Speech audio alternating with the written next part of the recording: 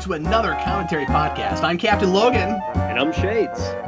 And Shades, welcome back! Finally, we got some more X-Men to do. Yeah. And today, we are going to do a commentary on the Wolverine. Now, we meant to do this before Days of Future Past came out, and unfortunately our schedules didn't line up, and we weren't able to do that, and I really apologize for that, partly because it just would have been nice to have that out before that movie came out, but also because it feels a little bit weird, like, watching this now and talking about it now that I've seen Days of Future Past, because, I mean, don't get me wrong, this is a good movie, and I like it, but I just watched it again the other day in preparation for this, and I think I like it slightly less now that I've seen Days of Future Past.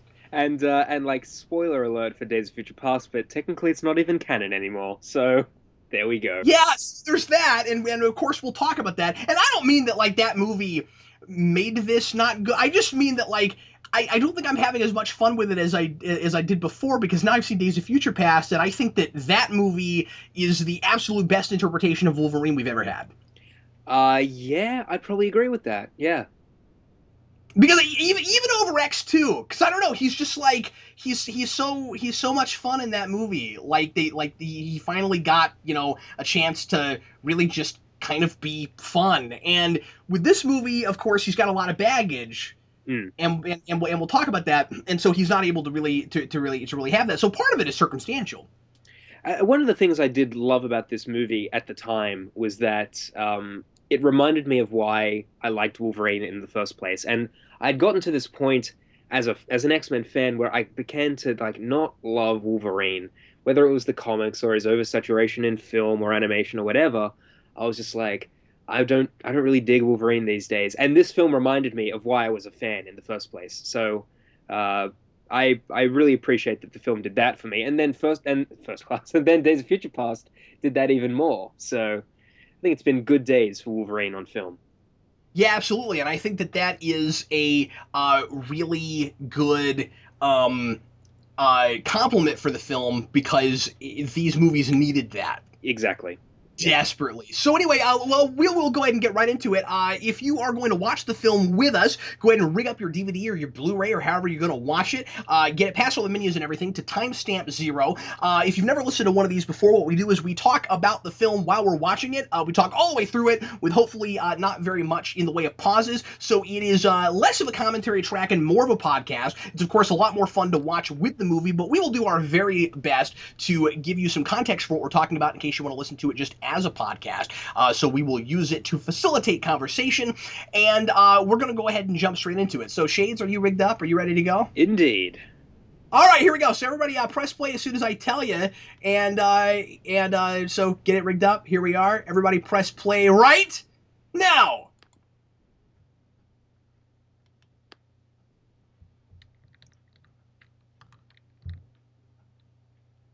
The 20th Century Fox logo looks particularly tan here. I don't know what's going on. So there is not an X-Men movie that does not open with the 20th Century Fox logo. That is true. Yeah.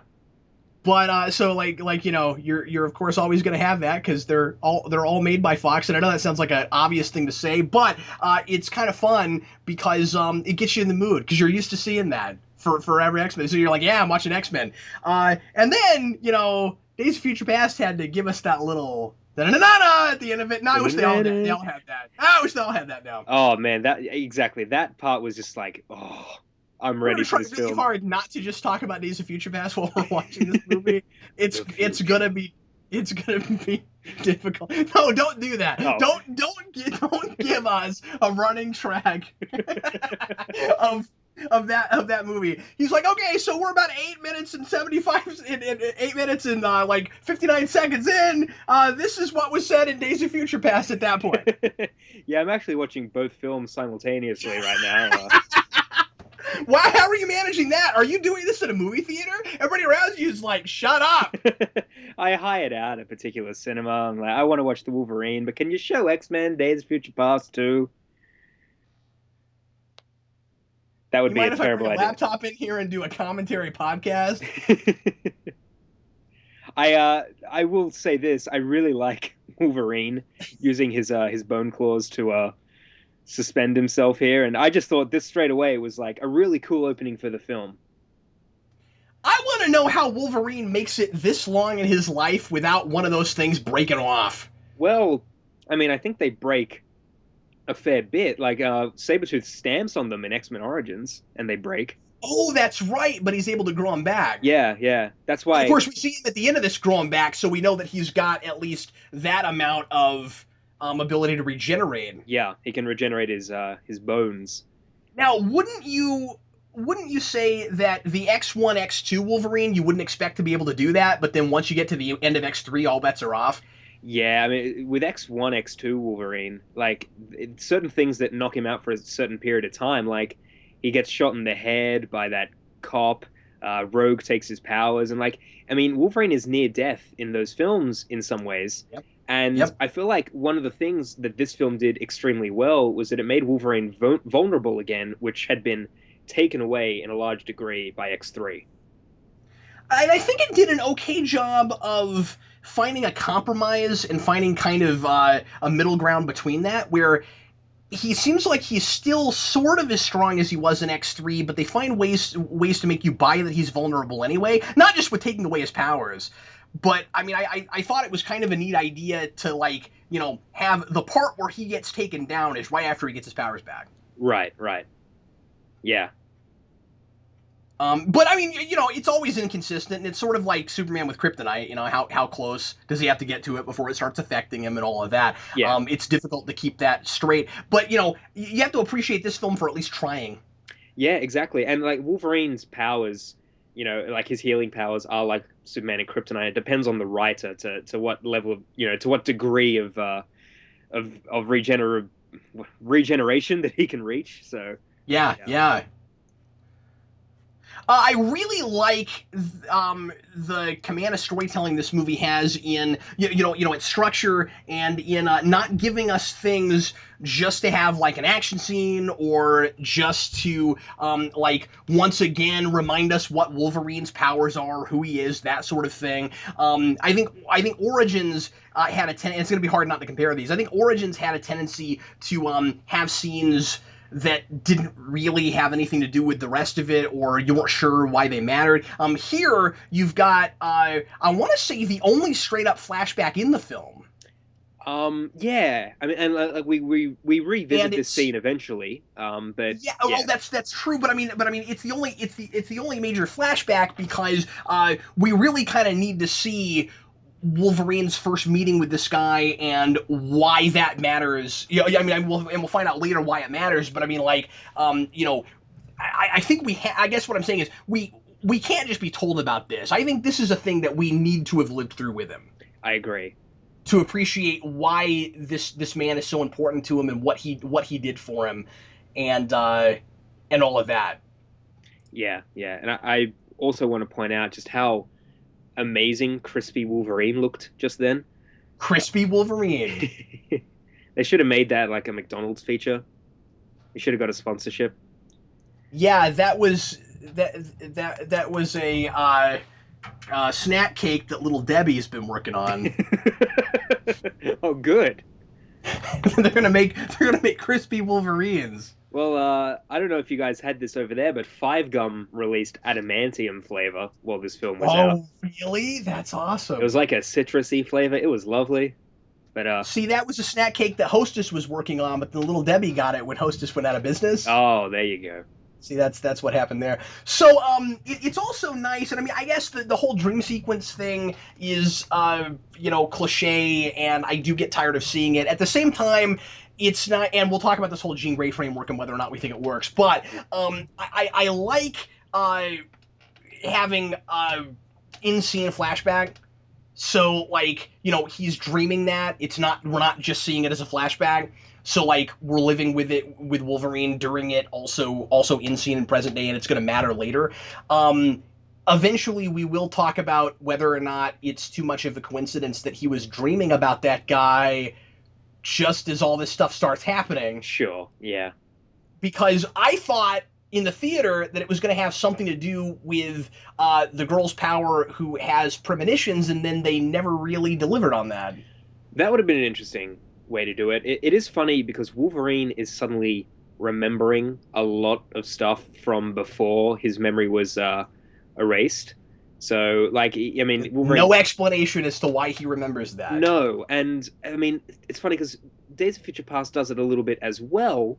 And I wonder if we are meant to think, and once again, the films don't come out and say this, but I wonder if we are meant to think that he now remembers a lot of stuff since he went to Alkali Lake in X2. By the way, let me just say that the double slash over the tree is really cool because that's a comic book thing. We see that a lot. Yeah, yeah. This a lot of this stuff is obviously based on Claremont and Miller's Japanese saga, as Hugh Jackman affectionately calls it, from the comics. There's a lot of cool things. There's a lot of characters that are taken from that story, and like little things like we'll see with like he goes up against a grizzly in the early, parts of that comic, and the whole bar scene, they lift little parts of it from that story as well. There's some I cool nods I to do that comic. yeah, and I think it's important to note that it's more of homages and nods than it is a straight up adaptation. Exactly. Yes. Because I think a lot of people were, or at least people familiar with that stuff, were a little bit disappointed that this didn't, if it wasn't going to be a straight up adaptation, doesn't even really have much of the same flavor of that stuff. Right. It really does have its own tone and its own kind of atmosphere, which was a thing that took a minute to get used to when I went to the theater and saw this because I don't know why, but I expected this movie to look a lot more stylistic than it does. That's interesting.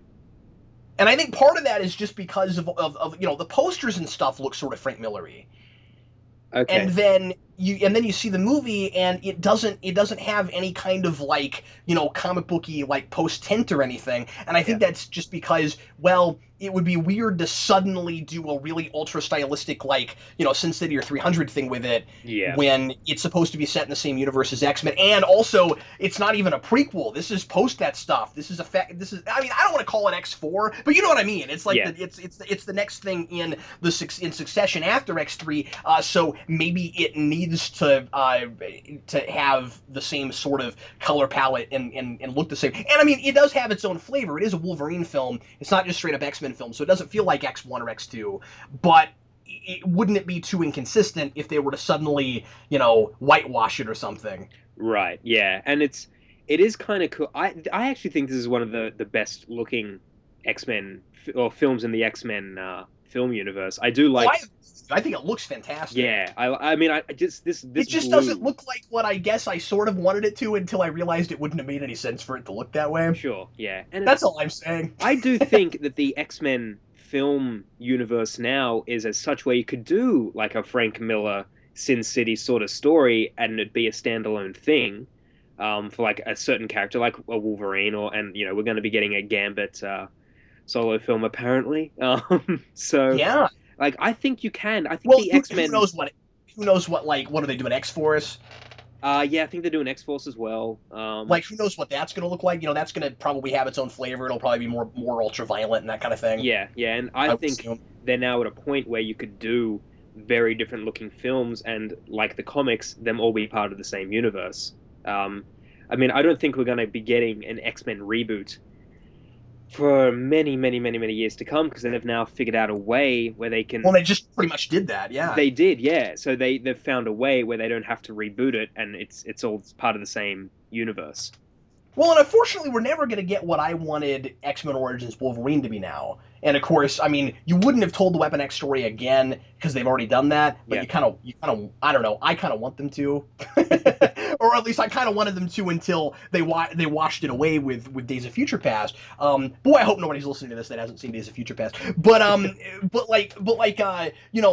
I always wanted to see, you never get anyway because we don't do art house movies really with big budget superhero films, but I would love to see the almost nobody talks through the whole thing Weapon X treatment. I have often said, I think, and I'm not sure if I brought this up in our commentary for that film or not, but something I really did think that the movie was going to do was that it was going to be like the first half of that film, from when he's a kid through the wars, and the Weapon X team, and then the Weapon X project. I think that should have been the film, but instead they went from the Weapon X project and everything after that. That was the film, and I do think that I think the final the finale of that film, the third act, should have been the Weapon X procedure. Oh yeah, and actually see the animalistic Wolverine completely beside himself with like no rationale left, Yeah, running off, freaking out, fighting animals and stuff. This movie is working really hard to comment on the animalistic versus human kind of constant struggle that Wolverine has, and it's talked about a lot in Origins, but they don't realize it.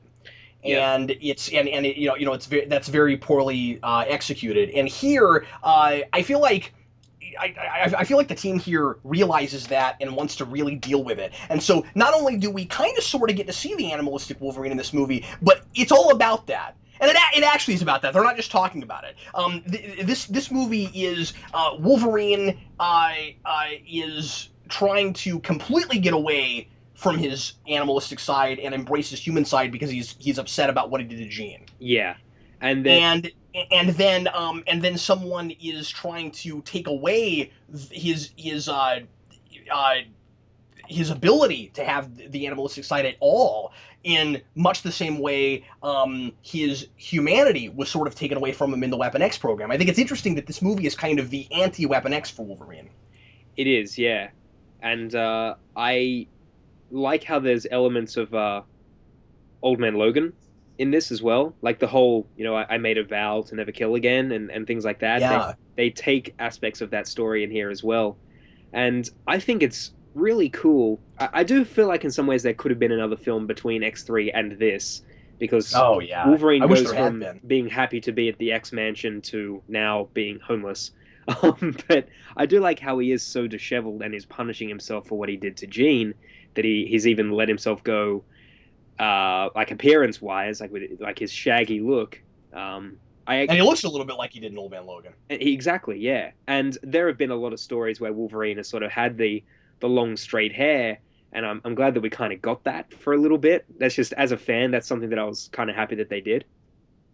Well, and it's also kind of fun because you've seen this situation with a lot of, heroes that are kind of put out to pasture and then have to come back into the game again, or who are trying to be retired and then get sucked back in for some reason, where they have this like really, really rugged look, and Mm. then they get cleaned up, and you're like, wow, what a transformation. When Wolverine gets cleaned up later on, he looks like he used to, and it does feel like, oh wow, you clean up nice, but he still is pretty rugged looking. Yeah, he's still got his It's kind of funny. sideburns and his pointy hair. Yeah, he's still, not clean shaven, and you're like, wow. When he cleans up, that is the best it gets. Yeah, yeah. It's kind of fun. It is funny because I mean, it's Hugh Jackman playing Wolverine, and Hugh Jackman is obviously a very handsome man. It is funny that, like, Yeah, a really classy looking guy all the time. yeah, yeah, exactly. Did you have the same reaction I did to? Because man, it just feels, we watch movies like this that just came out, not too long ago, and I feel like it was only yesterday when we were hearing things about this movie and trying to figure out what it was going to be and getting Yeah. excited about it. God, it's weird, how fast time flies, and we've already seen Days of Future Past. I can't get my mind around that. And did you have the same thing I did, where when we finally got the announcement that this movie was going to be post X3, I was so surprised by that. Yeah, so was I. When they said they were going to do Wolverine in Japan, I mean, it's funny because the post-credit scene of X-Men Origins is him in Japan. Well, I mean, there were two Wait, post-credit is it? scenes. Oh, there were. I thought there was only the one. Did we watch that when we did the Well, commentary? when we did the commentary, I think the one they put on the DVD was the Deadpool one. But for most cinemas, for most screenings, they got the one where it's him in Japan. So they had alternate ones as opposed to two. They had Dude, that's crazy because I saw the one with Deadpool in the theater, and Oh, up until really? just now, I didn't know that existed. Yeah, there you go. Yeah. Like I Whoa! never saw the Deadpool one in the cinema. I mean, someone filmed it and put it on YouTube, and that was the only time I'd seen it until it came out on DVD. And I saw that film a few times in the cinema. Uh, and yeah, but to make, I think, as an attempt to if you remember, X-Men Origins leaked online a couple of months before it came out, so Right. they were afraid it wasn't going to make as much money. So I believe that's the reason why they decided to have two alternate after credit scenes, so people would see the Deadpool one. But yeah, one of them was Wolverine in Japan, and he's like at a bar, and the woman says, "Are you drinking to forget?" And he says, "No, I'm drinking to remember." And I don't know what that means, but okay. neither do I. But I'm it's Wolverine Let's all say delivering that it, and in you're the like, Batman voice, yeah, shall we? Let's all say it in the Batman voice. I'm drinking to remember. Alfred. Oh, that's hilarious. I think it's important to point out the kind of irony of Wolverine teaming up with a girl that can see the future when he at least used to not be able to even see his own past. Yeah, that's There's a lot true. of there's a lot of fun things like that in this movie that I think are kind of subtly embedded. That if they had made too big of a deal out of, would have seemed either corny or obvious and irritating. Yeah, And I think the movie is does a pretty good job of that kind of stuff. Where if you notice it, you go, oh, that's kind of neat, but you don't have to notice it. exactly. Yeah. Upcoming here is one of my favorite gags of Wolverine in all of these films is where he can't go through metal detectors. Uh, Yeah, that's always fun, and they've done it a couple times. yeah, it's in the first X-Men film, and they did it again here, and it's funny when he walks through the Days of metal Future Past. detector in Days of Future Past because he hasn't got the skeleton, so he kind of just smiles. It's a moment I really liked. It's sort of like it's almost like watching Angel in another universe being able to stand out in the sun.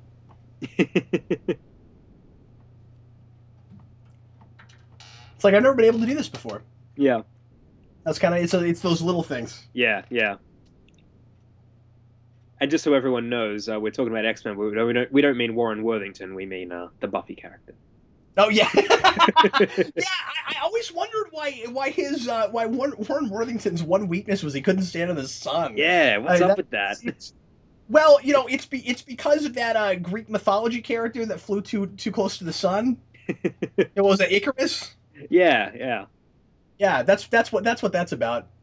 It's a subtle homage to Greek mythology. Rich people can't stand in the sun. Uh, their money will dry up. By the way, we keep forgetting to rename this commentary show to "Making Up Stuff," the podcast. Oh yeah, yeah. We make up all these great ideas. Hollywood should hire us. Yeah, I know we've been talking about doing that for a while, so that there's not as much false advertising.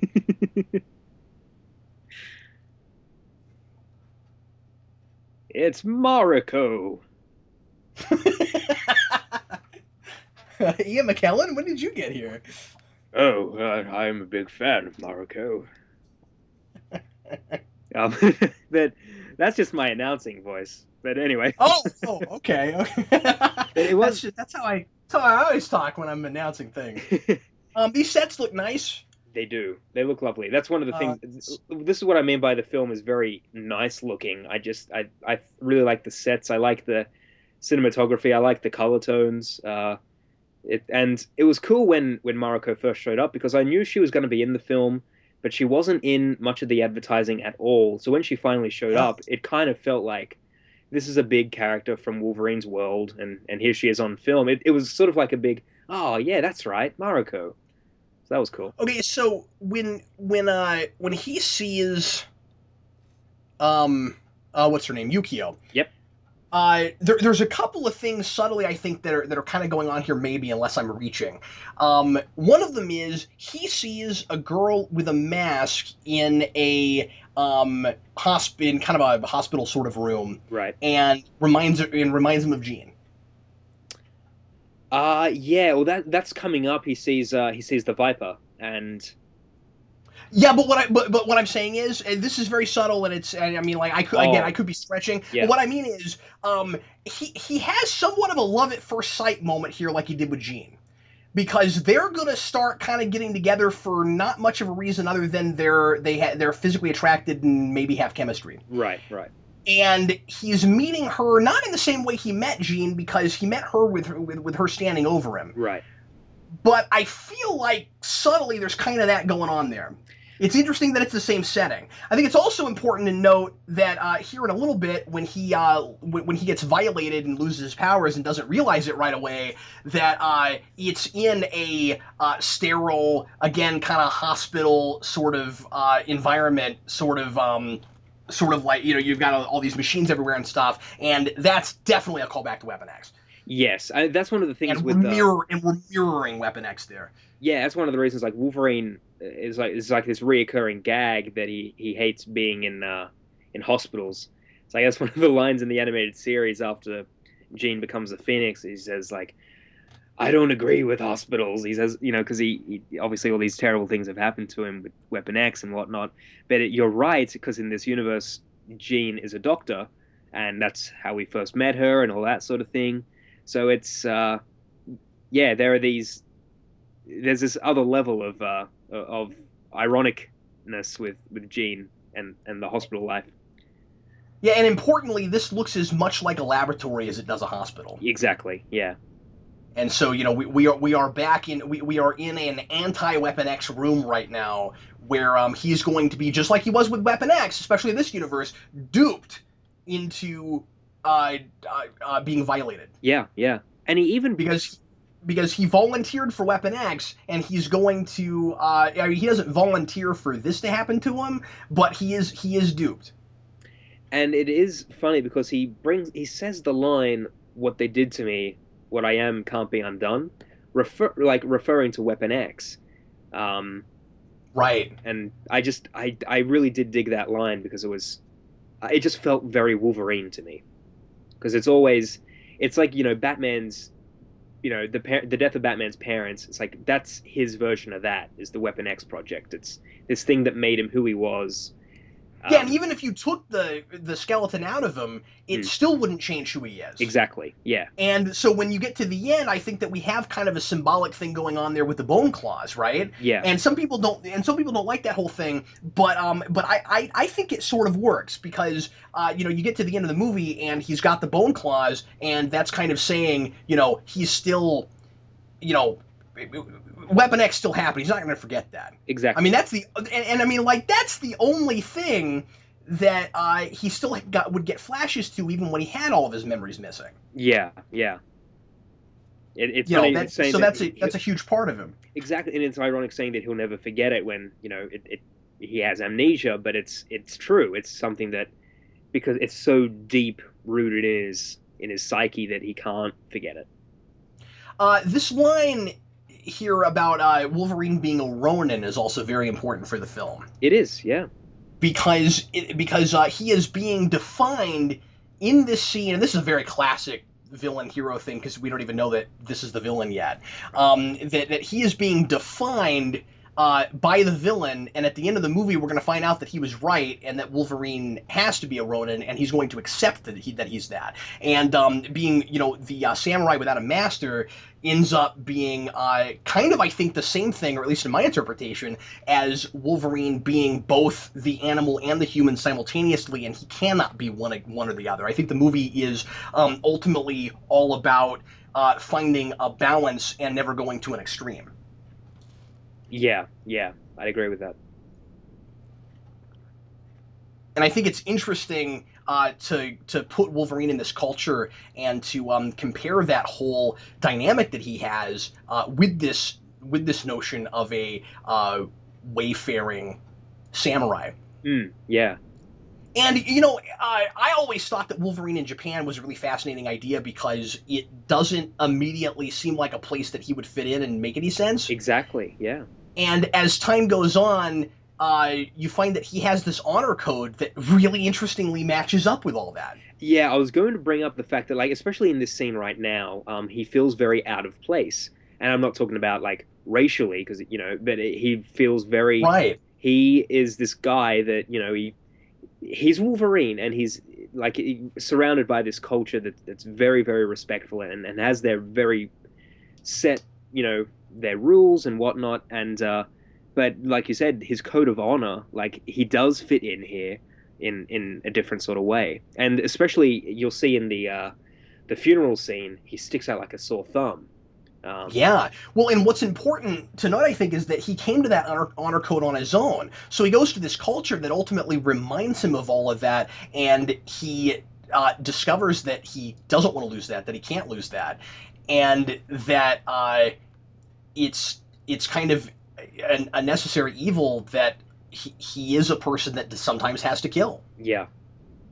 And like whether you know in your own morality agree with that or not, that's kind of the place that he gets to, where he learns that he can't just have the human side, he has to have that animalistic side too. And the warrior culture is all about that, Yeah.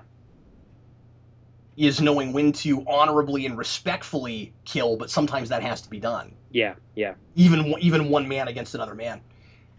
There's been a lot of comparisons drawn between Wolverine and Batman as characters in comics over the years, and I feel like this is sort of the Batman Ra's al Ghul League of Assassins sort of thing. Like this is Wolverine's version of that in a lot of ways, and I think it really works because Wolverine is somebody that kills and even in some ways enjoys it.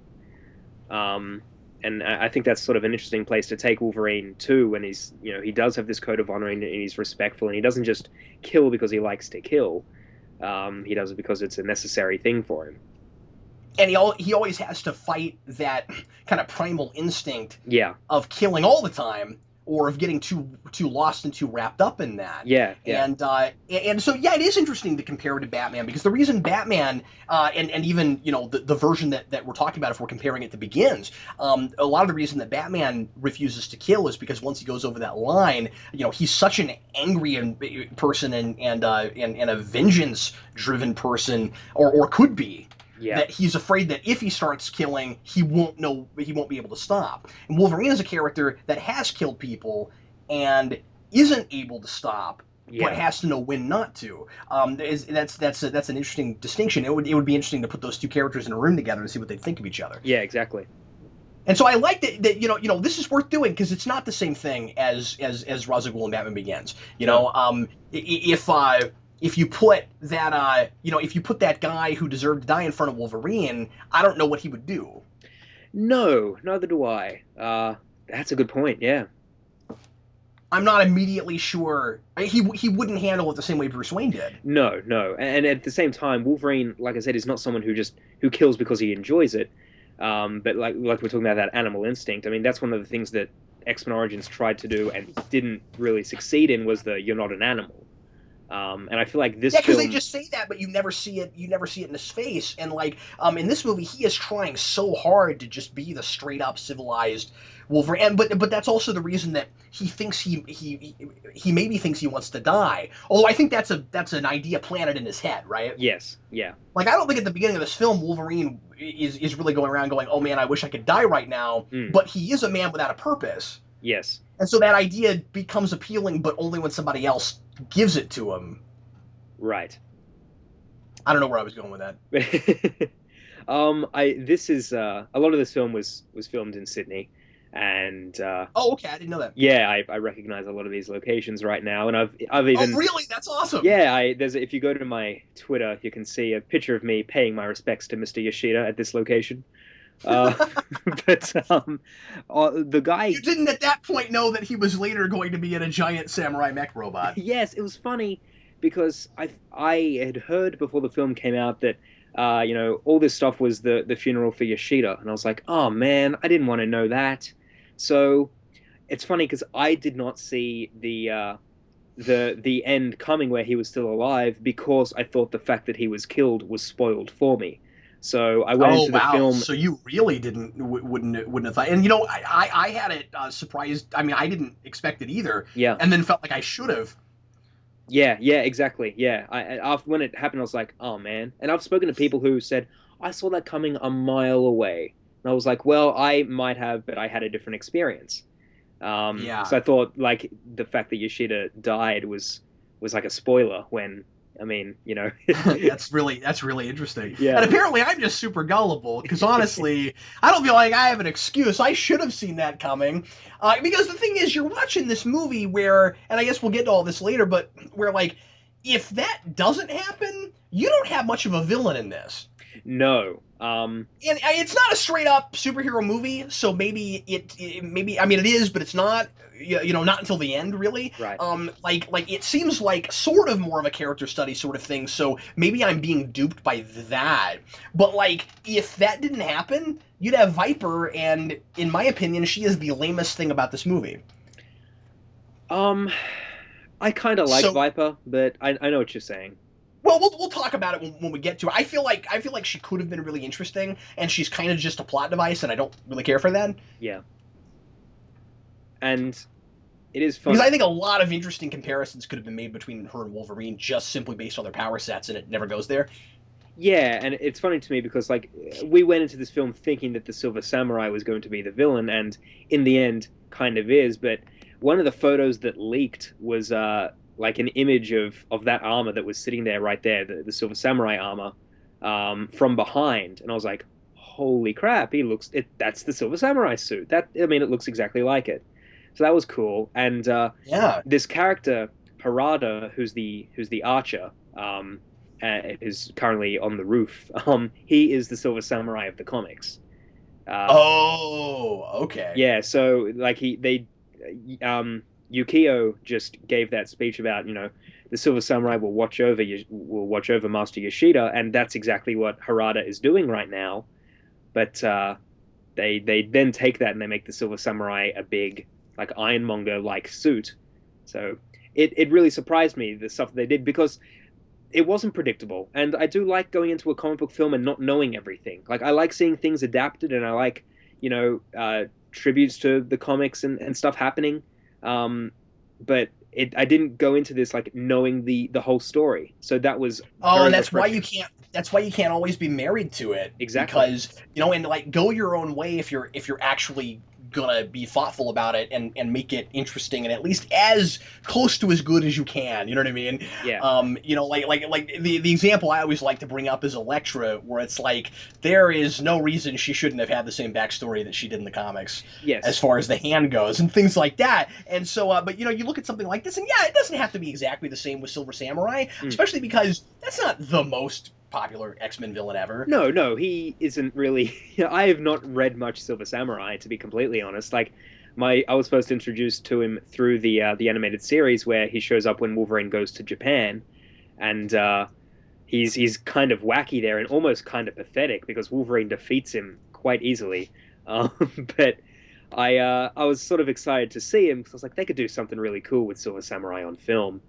Um, and Apparently, apparently nobody gave Wolverine the memo that everyone else here was going to be wearing white shirts.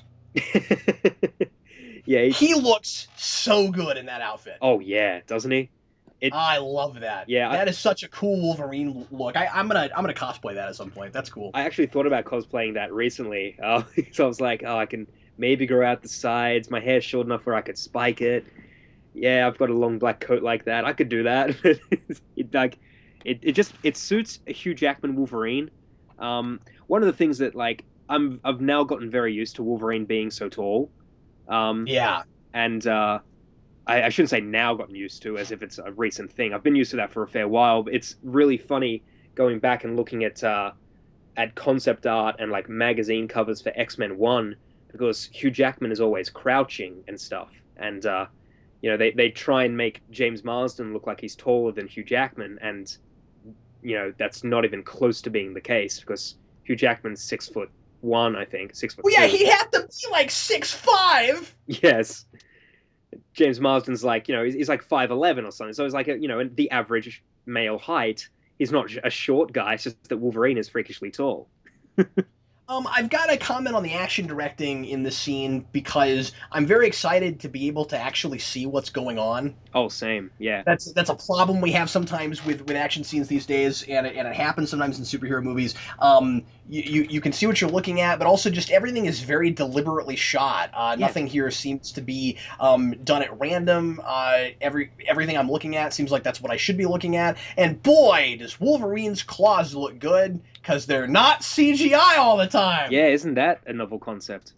Oh man, it all looks really good. Um, I do feel like the first time I saw this movie, all of this felt a little bit slow because I just didn't know what I was watching yet, if that makes any sense. Sure. Okay. Where I just wasn't sure exactly what the stakes were yet. Yeah. Yeah. Getting to the scene. So like we have a lot of setup of like ideas and things that until you get to later in the movie you don't even really know is happening. You got setups for things like we were talking about earlier with the Ronin idea and with the animal versus human thing with the Wolverine identity stuff, and like you don't really know that that's playing out yet. And so it's not until this part where he starts to really be feeling hurt that you're like, oh, something happened in that hospital room. Yeah. And then it's like, okay, now I'm with it. But this whole action scene, until he starts really starting to feel hurt, I wasn't real sure why this was dragging on as long as it was. It is funny because Wolverine, in a lot of ways, is like the audience, where he's thrust into this world and into this situation that he shouldn't have been in. In a lot of ways, Hmm. he's just landed in Japan and now is already fighting the Yakuza. For somebody else, he shouldn't be in this position, but he is. So it's cool that, like, he's in the same position as the audience, where we are also thrust into this situation that we didn't know about until 5 minutes ago as well.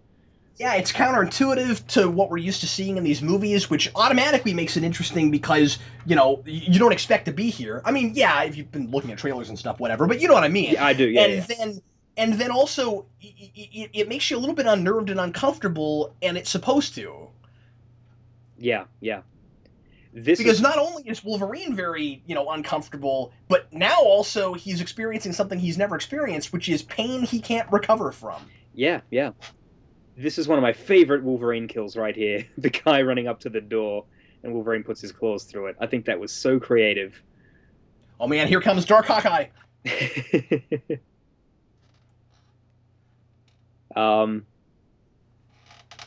yeah, we were talking earlier about. Oh man, those jumps look great, man. That was very clearly stunt work. Oh, what point are you up to right now? Um, where are you at right now? Well, Wolverine just killed the guy running at the door. Oh man, no, I'm not there yet. Or either that, or I'm behind, or I'm ahead. I'm on the roofs. Do you, by any chance, have the extended edition of this film? I don't think so. Hmm. Okay. No. Okay. Well, that's gonna make this a little harder to talk about, but we'll do our level best. What timestamp do you We have could right be now? we could be watching on different speeds. That happens sometimes. Yeah. I'm at 39:29. Oh, I'm at 39:23. I don't know how that happened. Oh, Yeah. okay. Well, That's weird. we're probably at the same point. Just yeah, it's okay. Okay, well, we'll try really hard not to spend this whole time talking about the fact that we're kind of off, but um, whatever. Okay, I'll try to speak more in generalizations then. I just actually, do you know what's the final timestamp on this film? Do you have one? Oh, well, I'll check. I'll check it. It's 2:06:01. Uh, okay, I think that's probably about what I have. So yeah, okay. Never mind. I don't know how that happened, but that's all good. Because I actually do have two versions of this film. I have the extended cut, which, and I started watching. I was like, oh, what the hell? I don't remember this. And there was just all this other stuff. Like, uh, I mean, it's just an extended version of the film. There's a big fight scene with Wolverine and motorcycles at one point, and Oh, weird. yeah. Yeah, is it like the stuff that they added back in? Does it seem necessary to the story?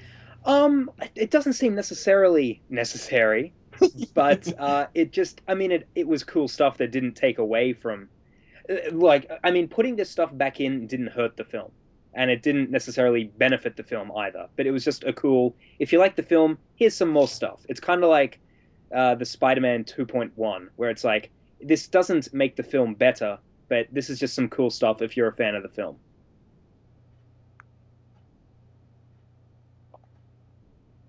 Yeah, this movie has really got such a different tone from any of the others, and it seems pretty confident about that.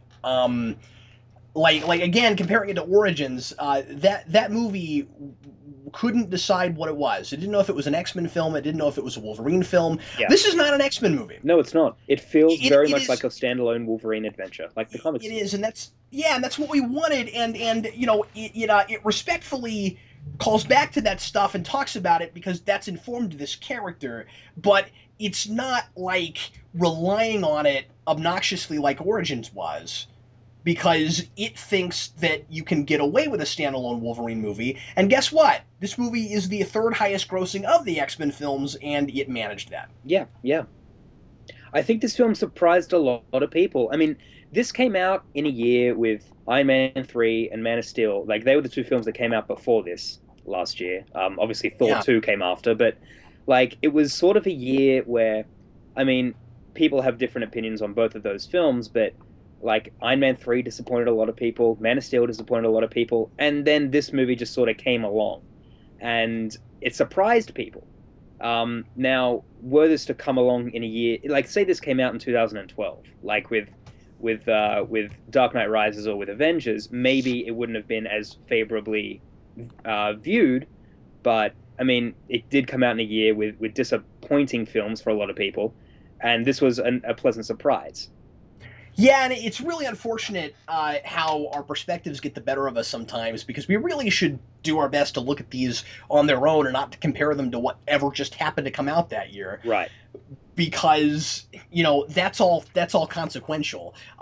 We shouldn't compare Rises to Avengers just because they both came out that year, Sure. and we shouldn't do the same thing with this and Man of Steel and whatever else came out that year. But it is somewhat difficult not to do that, and also I was saying that a lot this summer, with when Winter Soldier came out, and I loved it so much, and I said, man, I wish we hadn't led with that. Yeah, I felt that as well. And then, luckily, other things have come out that have been pretty good. Because I felt like Days of Future Past was as good as that film for its own I franchise. agree. And so I was like, oh, cool. So, we didn't ruin the rest of the summer. But obviously, like, even if you're like me and you're conscious about it and you're trying to be objective about it, we're all susceptible to that Exactly. Yeah. to some degree or another. It's unfortunate. We try not to be, but we're all susceptible to it. Yeah, yeah. Because I mean, as comic book fans and fans of comic book movies, and we can't help but anticipate them and look forward to them. So it's like you sort of think about, okay, well, I'm looking more forward to this film because I'm a bigger fan of this, or what have you. It's like this year when you look at Winter Soldier and Spider-Man 2 and X-Men, you kind of think, well, there are going to be people that were more excited for Spider-Man because they're Spider-Man fans and they loved the first Amazing and what have you. I was always more looking forward to X-Men because I'm an X-Men guy, but there are people who I'm sure were more excited for Captain America. I mean, that's just how it is. So when you get these films, you kind of compare them and whatnot. Not necessarily wanting to start the summer with thinking, okay, I'm going to compare these, but that just sort of happens. And right now, we are seeing the bullet train sequence, which is so excellent. Okay, so are you on the actual action part of I that? am on the actual action Oh part. man, you're actually ahead of me then. That's very strange. Hmm. Okay. Okay, whatever. Maybe, Um, maybe I don't know. Maybe there's a that different sort of cut for the Australian DVD. I don't know. No, it's not a different cut. I don't think, like I said, sometimes you watch these with another person and you end up with different speeds. But yeah. So just before this, we're looking at him in the bathroom and he's bleeding and everything. Okay, And I mean that's not where I'm at right now, but I'm just going to talk about that for a second. sure. So we see that, and again, comparing this to Weapon X and looking at this as kind of the anti Weapon X, where he's being turned human and more human instead of turning into the animal. That's kind of the opposite of the post Weapon X thing, where he would be, if we did it right, where he would be freaking out. Oh my God, I'm an animal. And so it's done a little bit more subtly, just because the way he would realize it would be differently. It would take him longer to figure it out. Right. So the bullet train thing really caught me off guard in the theater. It looks fantastic. I have talked about on our commentaries before about how there are a lot of superhero films that have big scenes take place on a train. Right? Yeah, Uh, Spider-Man 2 and Spider-Man 2, Batman Begins, Daredevil, X-Men 1, like it's a reoccurring thing. Mhm. Amazing Spider-Man, Spider-Man Amazing 3. Spider-Man. Yeah, It happens a yeah. lot. And Superman, I'm just thinking of all these things. But this Superman. Yeah. I think was just absolutely excellent because it was a bullet train. Yeah, and I think it's cool the way they set this up too. Yeah, With the mention of when Wolverine's like, oh, what does this go like 300 miles an hour? yeah, You don't realize that you're gonna about to be up there and experience it. Like this movie is really good at setting stuff like that up. yeah, it is. I think the script might be a little bit smarter in those subtle things than it's given credit for sometimes. I agree. And also, like, you look at Spider-Man 2, where Doc Ock and Spidey fight on the top of the train for most of the fight, and I always thought, realistically, you couldn't do that because there are cables and all sorts of things up there. You'd get hit. And that's exactly what this film did. I just thought that was really Yeah, and they clever. actually deal with that. And I was making fun of the of Origins for all those times that he and Sabretooth are constantly jumping at each other. Yes. And here, they do that thing, and it's on a bullet train, and so he's got every chance at falling straight off of it. But I think it's great that we get to see him do that one more time. Yeah, But yeah, they do it in a really cool set, and it's the same way he did it the first one. He's like, "Rah," just that same kind of yell. yeah, And I'm like, oh man, we're doing it again. But this time it's not just two guys running at each other and jumping. yeah, yeah. I like it. It feels I very, love that scene. Can yeah. you believe that they green screened that? Because it doesn't look it. No, it looks really good, and it's really interesting how the CG I think looks overall extremely good in this film. It Um, does. Yeah, and again, comparing it to Origins, that was one of our big complaints. yeah, that it's I've defended Origins on a lot of occasions because I do think it's a fun movie and I enjoy it and whatever. But I mean, yeah, the CG in that film is just you can't defend it. It's just so cheap looking. So, this Love Hotel thing is kind of an amusing gag. It is, yeah, I agree. Uh, but also, I want to point out that you can kind of look at the whole space room thing as another kind of visual representation of the stranger in a strange land thing. Sure, yeah, Where so we've got I think that's on purpose. So we've got Wolverine in this unusual place, and not only is Japan unfamiliar and alien to him, but then he goes to this hotel, which is we don't have anything like this here. Like yeah, that, like this thing just would seem crazy to you, and so then appropriately he goes to the alien world. yeah, Well, I mean yes, it's Mars, but you know what I mean. He goes to a a foreign world. yeah, yeah, exactly. And also maybe it's coming up for you, but the scene that that is happening now for me, it opened up with this. He's on the table after being fixed by the veterinarian, which once again is like very subtle. The whole he's not Wait, an are you that animal. far ahead? How are you that far ahead? I don't know. You must have had an extra scene that I did not have or something. Well, that's weird Yeah. because that means that by the time I get to the end of the movie, you will be making a sandwich. I'll be kicked out of the theater by that point. Wait, so so you've already seen the whole like rain thing and with him talking to Jean and all that? Yeah, I have. Yeah. Okay, well let's talk about Jean because we haven't done that yet. Yeah, let's. All right. So, how do you feel about that framework, and does it seem as, I don't know, sort of gimmicky and hard to read as I think it is? I think the way it started, where it was just in his head, like you can't hide, that whole thing, I liked that because it was in his head and he's all alone and whatever. It's too on the nose by this point because now it's like he's talking to a ghost. And people were like, but he's talking to Jean's spirit. I'm like, what are you talking about? It's all in his head. And so it confused some people.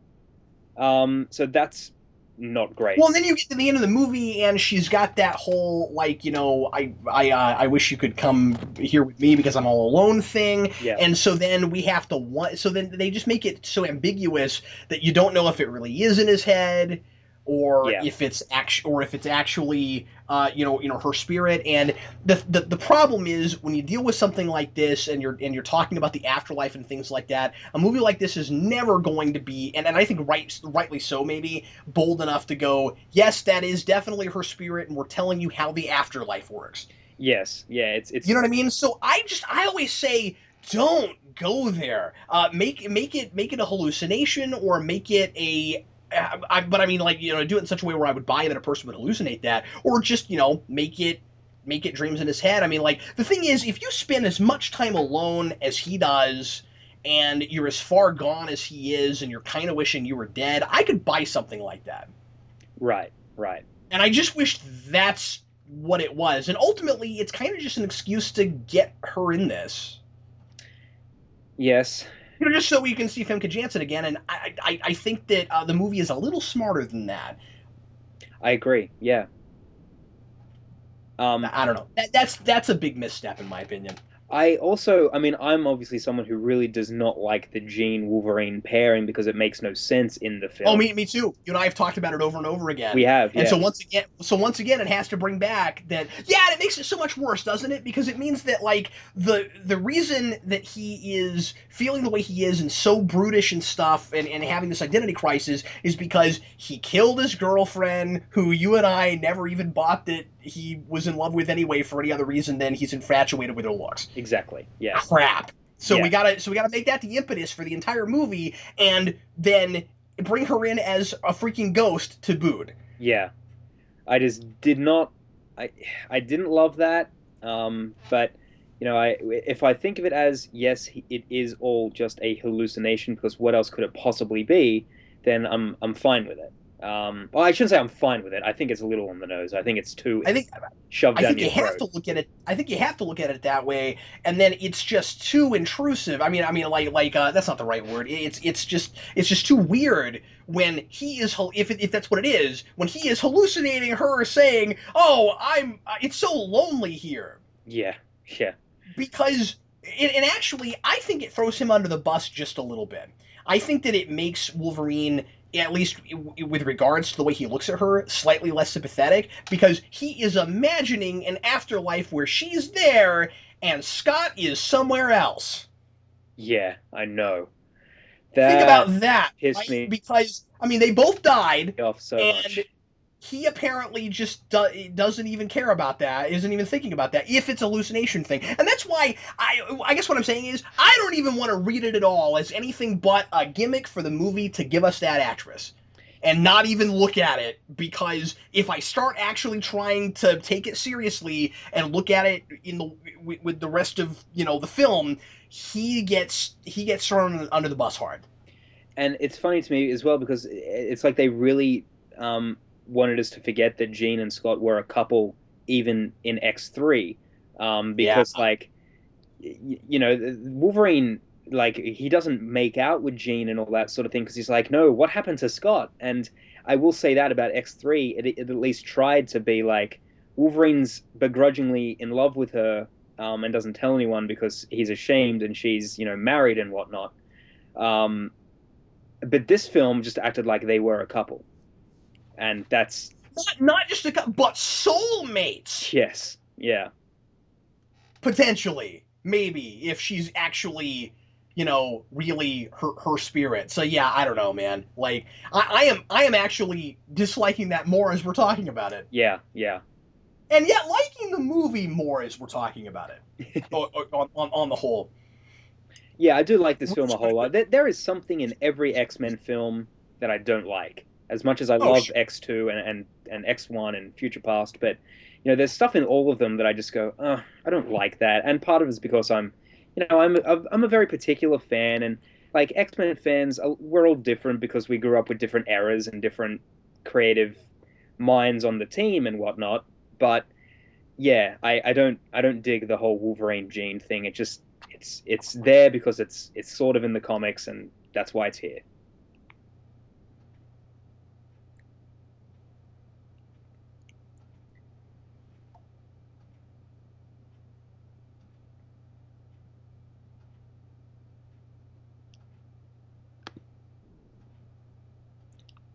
I also want to say this real quick. I think Wolverine, Hugh Jackman, I think this is probably his best Wolverine performance at this time. Like, was this film? Yeah, I completely agree with that. I mean, he's got better material to work with. Yeah, he just And and he clearly seems to like and respect this material, and I feel like he wants to be here more than he did in Origins. And I mean, I'm not saying that he was phoning it in Origins. I'm just saying that like there is dialogue in that movie that is not easy to deliver. sure. There's scenes that are hard to make work because people aren't acting like people, and I think he's in a movie that is, you know where at least more of the time people seem to act like people. I do still feel like there are certain characters in this that don't come as alive as they could, that aren't fully drawn. I have a hard time caring that much about this Yukio character because I feel like she's. I mean, I guess they sort of do their best with that, but she is kind of just the thing everybody's after. Oh, Mariko. Um, no, I mean Yukio. Yukio is the one with the pink hair. Oh. That's yeah. No. I do mean Mariko. Then yeah. That's right. I got them. I'm sorry. I got them confused. Yes. Um, yeah, like she is sort of. It was funny because I know some people who are like I do not buy that relationship at all. And once again, it's me as a fan where I went into the film somewhat expecting them to do that because they're married in the comics, Yeah. and Yeah. so I knew that they were going to get together eventually. So when they finally did, it wasn't like, oh, okay. I went into the film expecting them to eventually do that. Yeah, but I mean, I also went into X-Men expecting a love triangle with Jean Grey and Cyclops and Wolverine, and I'm still not buying that. Well, I mean, yeah, that's a fair point. Once again, I didn't expect that. Um, when they did it, it wasn't a Oh, surprise, I but did, because the only thing I'd ever seen, really I hadn't read much X-Men. When I first saw that movie, all I'd really known much about was the cartoon, and the cartoon did that. right. But there was a point in the cartoon where they completely dropped that. So, I know, but I didn't watch that far.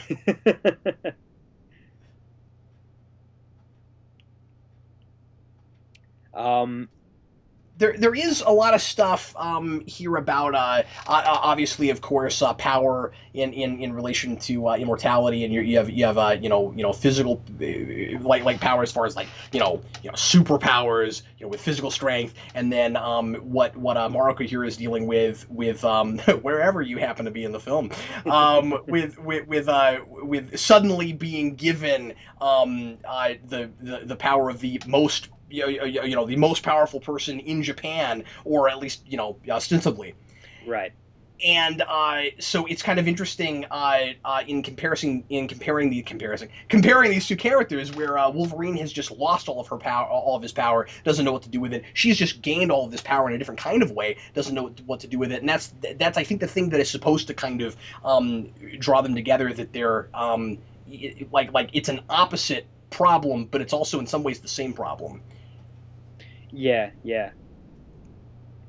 Right now, I just had I want to throw that out there. I have Wolverine chopping the tree, which is pretty cool because he was, of course, a lumberjack in X-Men Origins, and He was a lumberjack, and he was okay. he slept all night and he worked all day.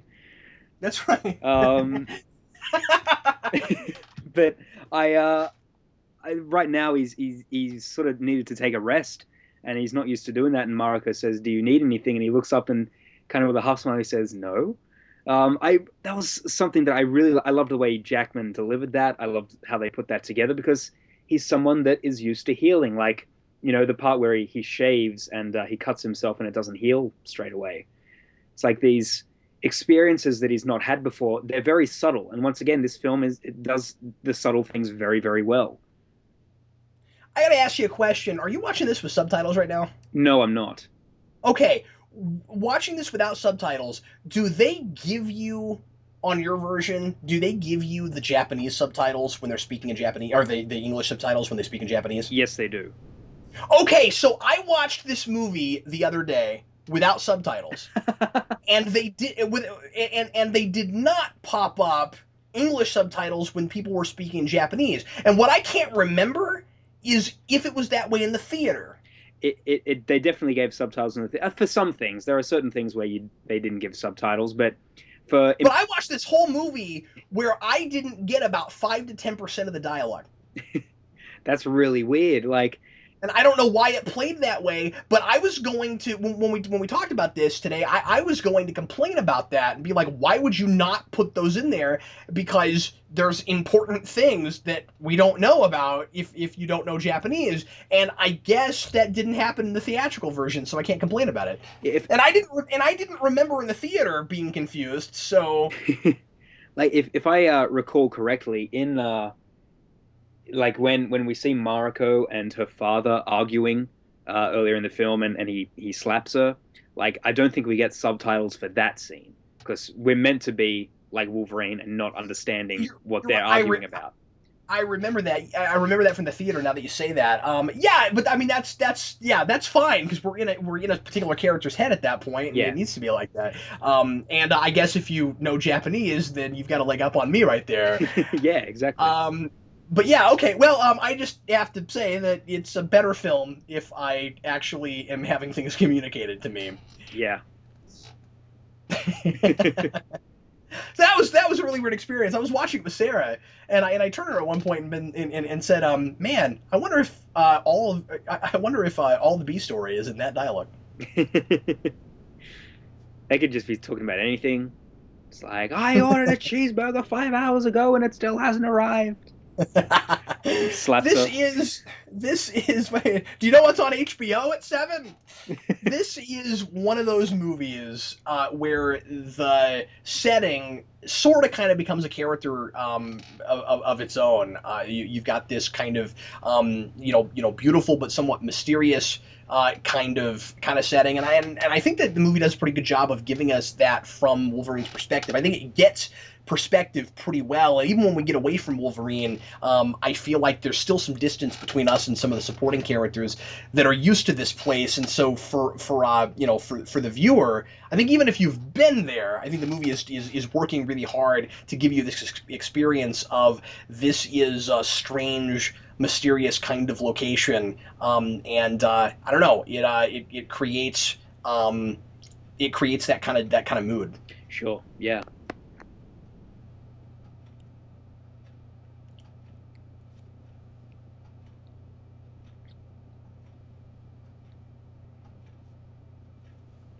Um, Wolverine has found the hole in the ground from where he met uh, Yoshida Senior, Yeah. and I really liked that moment of seeing it. It was kind of like, oh wow, it was very nice. I liked that, and it Oh yeah, and I like that it takes its time with it there for a minute and lets us kind of live and breathe with that because once they do the quick flash, and I guess they do flashback there. Once they do yes. that quick flashback, it's like because I think right away I didn't realize that that's where he was. Oh, he's at that hole.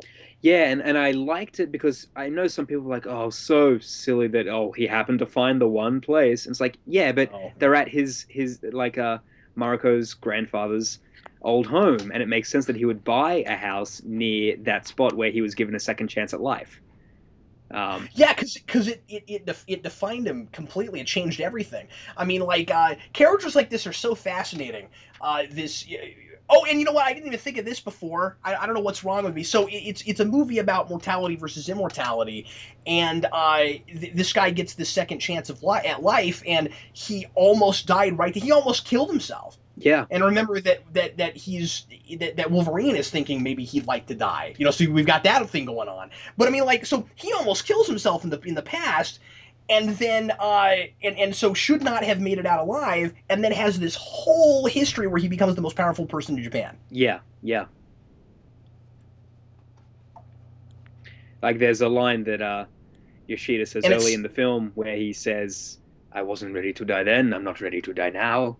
And it's yeah, yeah, and it's just so fascinating, and kind of um, humbling to think about all the places in your life where if you had died at a certain point, you wouldn't have made it to this point, and what would the world look like? yeah, And what could you accomplish? If you die tomorrow, what could you have accomplished over the next 30 years? What would the future have looked like? right. And it makes what I'm saying is it makes the villain a little bit more sympathetic because you could see why a person like that would be so compelled by and enticed by the notion of immortality. That, Yeah, like, okay, I've accomplished all of this. If I die now, it's so easy to justify it. If I die now, what will the world not get in as a benefit by my not being around? The world needs me. yeah, yeah. Is very entitled. I love Yeah, that. And then you get to the end, and you get sort of the sense of the world does need Wolverine, and the difference between them, I guess, maybe, and the difference between them is Wolverine gets to live because he doesn't necessarily want it.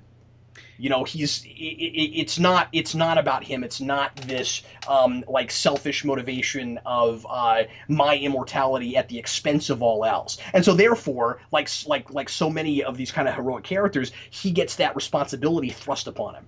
Yeah, yeah. And that's a great word, like thrust upon him, because he's been thrust into this situation that he didn't want to be in. He's like, I'm not going to Japan. Like this whole situation he didn't intend on being in earlier that week.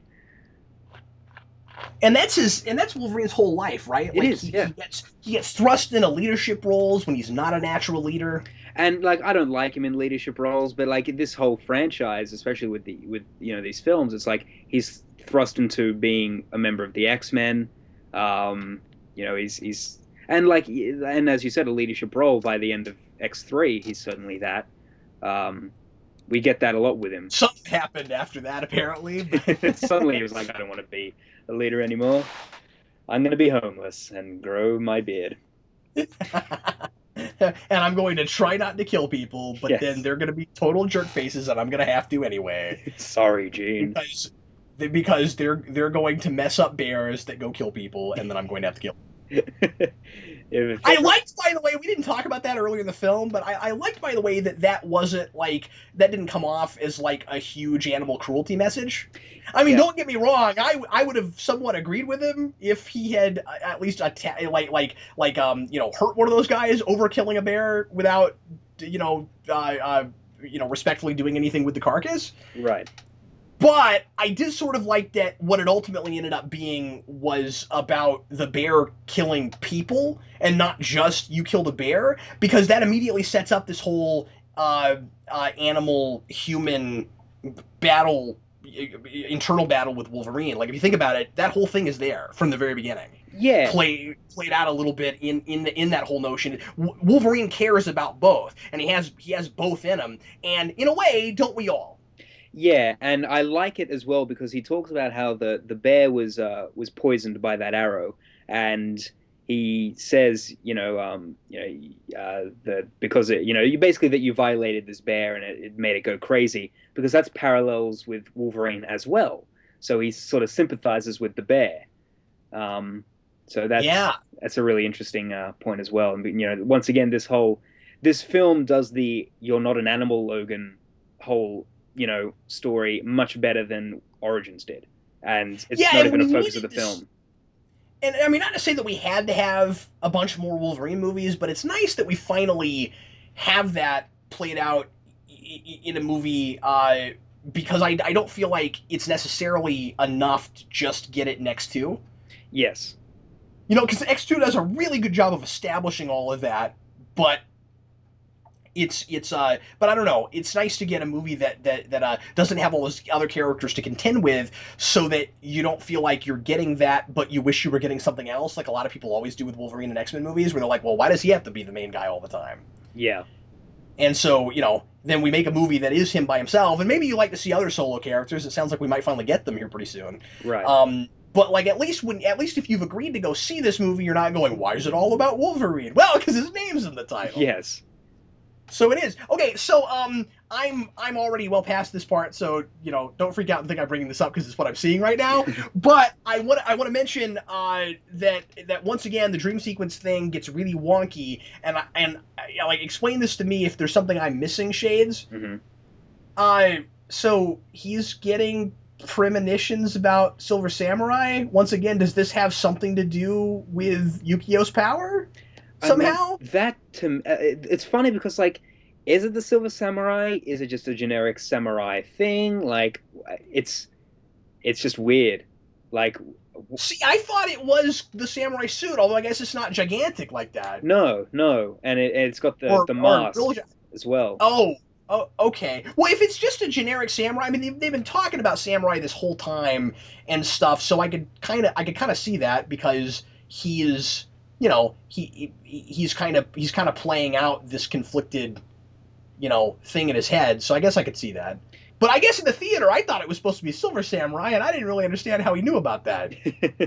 Yeah, I don't.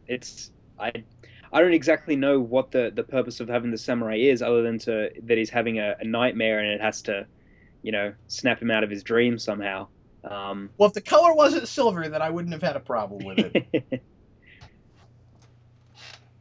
I don't think Wolverine should sleep with women. I don't think I don't Wolverine should date women. They, I don't mean that he shouldn't engage in sexual activities. I mean if he can control himself while he's awake. oh yeah, But yeah. I mean that after he's finished having fun with a lady, he should go sleep in his own room. He should at least wear like Because adamantium gloves or something. yes, because that is the kind of protection that you need when you're sleeping with Wolverine. That is because I mean he stabs girls that he's not sleeping with when he's sleeping. Like it is funny. So he needs to be more careful about that because I think that people are that are anywhere in the general vicinity of him when he's sleeping are in horrible mortal danger. Yeah, it's like it happens with Silver Fox in Origins. Um, I forgot all about that. Of yeah, course, I was just thinking about I was mostly just thinking about the first movie, but you're right. yeah. Uh, I wonder I if don't it know. ever I think happens. you have to take precautions when you have those claws. Yeah, yeah. And like it's funny because even with the bone claws, it's not safe. So It's not safe. You will not be safe. Silver Fox will not be safe. America will not be safe. You will not be you safe. you will not be safe. So anyway, something we haven't talked about yet is, and yes, this is maybe a little bit nitpicky, but it's something that always kind of preoccupied me a little bit. Is if Wolverine now, I realize that the thing in his heart is dampening his powers, maybe hasn't completely taken them away, Hmm. but doesn't it seem like it would hurt way too much to pop his claws out without healing factor? Yeah, And keep them out and not get infected. that's one of those things where I think it's like a suspension of disbelief. Oh, it is. Um, But in this kind of movie that is sort of trying to be pseudo realistic, I have a tough time not thinking about it. well, this I can get over it. That's fine. But here's the thing: it's also a translation to real life, right? If it was in a comic book, I might not even think about it. Yeah, and it's one of those things because Yes, I should. like But blood should be dripping from his claws every time because he's breaking skin. Like it's it's one of those things where like you just sort of it is what it is and you just buy it. And yeah, um yeah, but like he hasn't completely lost his powers because it's obviously he's just they're being drained slowly because he's got a bullet wound in his leg right now, so they're not completely gone. So maybe that's a small enough wound that it can heal kind of easily. But yeah, I do know what you mean. But it's once again, it's one of those things where I think it's a suspension of disbelief where certain things are being affected, and that's just not one of them. Like there are times in the comics and in the cartoon and such where Wolverine has been without powers and he lets his claws come out just fine. And it's like, but yeah. that would hurt. That would hurt. Yeah, and like I said, it would get infected and you'd die in like, a couple days. But I guess part of the thing too is that I might not even think about it. Like I said, it's hard not to be preoccupied by it. I guess I might not think about it as much if it weren't for the fact that in the first movie, 15 minutes in, they make a big deal out of the fact that it hurts whenever he pops his claws out. Yeah, every time. Yeah. And So they're gonna call if they're gonna call attention to that, and that's one of the first things that I'm like made to understand when I meet this character. I, That it's hard not to think about that when he's popping his claws out. He's got no healing factor. I mean, I love for them to at least have a mention about it, where it's like, oh yeah, God, this hurts, but I have to do it. So, but yeah, I mean, think about it. He's having to hold himself on that train with no healing factor, well, like I said, he has healing not factors. much healing factor. Yeah, it is one of those things where once again, I mean, the claws have always hurt, so it's not like that's new to him. But the fact that That's true. yeah, so I don't know. But again, and I mean, yeah, I'm nitpicking hard when I say this, but it's like he says that it hurts when he pops them out, but not necessarily while they're out. Yeah, I don't know, but I guess it would, because it would be a constant wound that would constantly be healing over itself. Yeah. But I don't know. I mean, Wolverine's powers don't completely make sense anyway because they can't. No, no. So yeah, there's already a big suspension of disbelief there. And also, it's hard to tell. We talked about this a little bit earlier, like how much of his power is healing and how much of it is regeneration, because those should be different things. And in the comics, they make a big deal out of how one of these is something that Wolverine can do, and one of these is something Deadpool can do. And in this continuity, apparently, sometimes he can regenerate and sometimes he can't. Yeah, well, like he doesn't age, but he heals really quickly, and it's once again touch and go with the writer. Um, Yes. I also want to comment on this before we move too far past it. The scene where Sure. he throws Mariko's fiance over the Yes. balcony, so funny. It is funny, and that's one of those. I like to talk about these because I'm constantly talking about coincidences and contrivances. This is one of those coincidences that I'm totally fine with. When it's like, how did you know that there was a pool there? Oh, I didn't. Yeah, well, we That's very Wolverine. That's very Wolverine. exactly. Yeah. And it's not like they're giving him an out so that he just happens to never kill anyone, because he does kill people in this film. Well, he also killed. I think we're led to believe they don't come out and say it, but I think we're meant to think that he killed that guy that he threw out of the car when they took Mariko. Because he I goes, think so too. yeah. So I think he's now at that point where it's like he's ready to kill again. So he throws, the Minister of Justice off the balcony, and I do love Yukio's reaction of "Whoa." that's that's always made me laugh.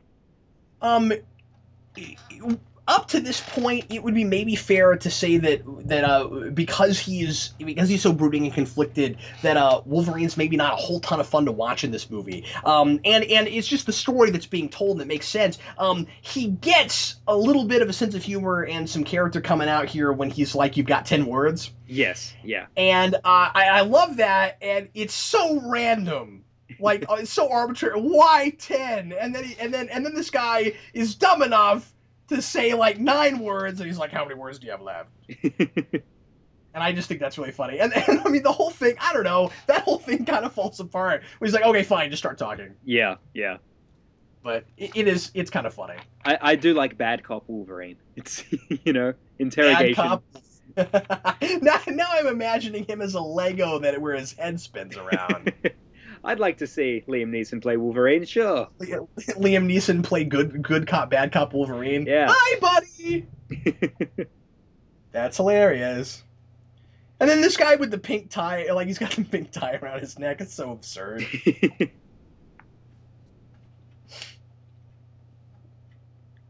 So for those watching who are in time with me, None of them are. None of them are. They're all in time with me. we'll see. We'll see. But yeah, Viper just yeah, I loved the hand basically just coming and invading Yoshida's offices here. It's just I don't know who they're meant to be. This organization that I guess Yoshida is technically running in secret, but that Viper is leading and Harada is sort of the taking charge of as well. I don't know. See, I guess I assumed that they were like part of the Yakuza or something.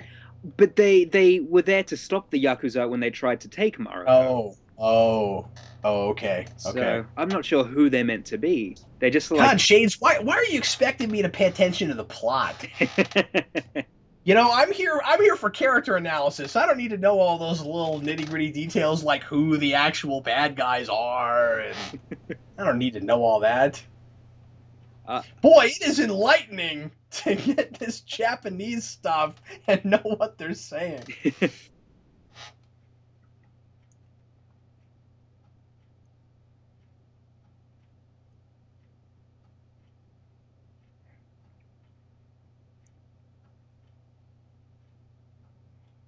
I love the blue tone of this film as well. Yeah. It's really nice, especially in the fight scene coming up with Wolverine and uh, Yoshida's son. I can't think of what his name is, but something I was going to mention earlier. You brought up Yeah. Elektra. The actor Yeah. playing Harada, the archer, was Yeah, in. he was the bad guy in Elektra. He was, yeah. he was sort of the one actor I knew going into this, essentially, of the Japanese cast. I have to say, I was surprised not to see Principal Quan from Smallville in this movie. Because that guy seems to be in everything that takes place anywhere around Japan and has a supernatural kind of component to it. Yeah, he was also in Elektra, but he shows up in everything. Oh, okay. I also the He was act. one of the board member guys. Oh, okay. I like the actress playing Viper. She's been in some stuff. She's obviously not Japanese, but I think That's she's true. like Russian or something. So she does a good job with the accent in this film. But Oh, okay. yeah, she was in Tinker Tailor Soldier Spy, which is a tremendous film.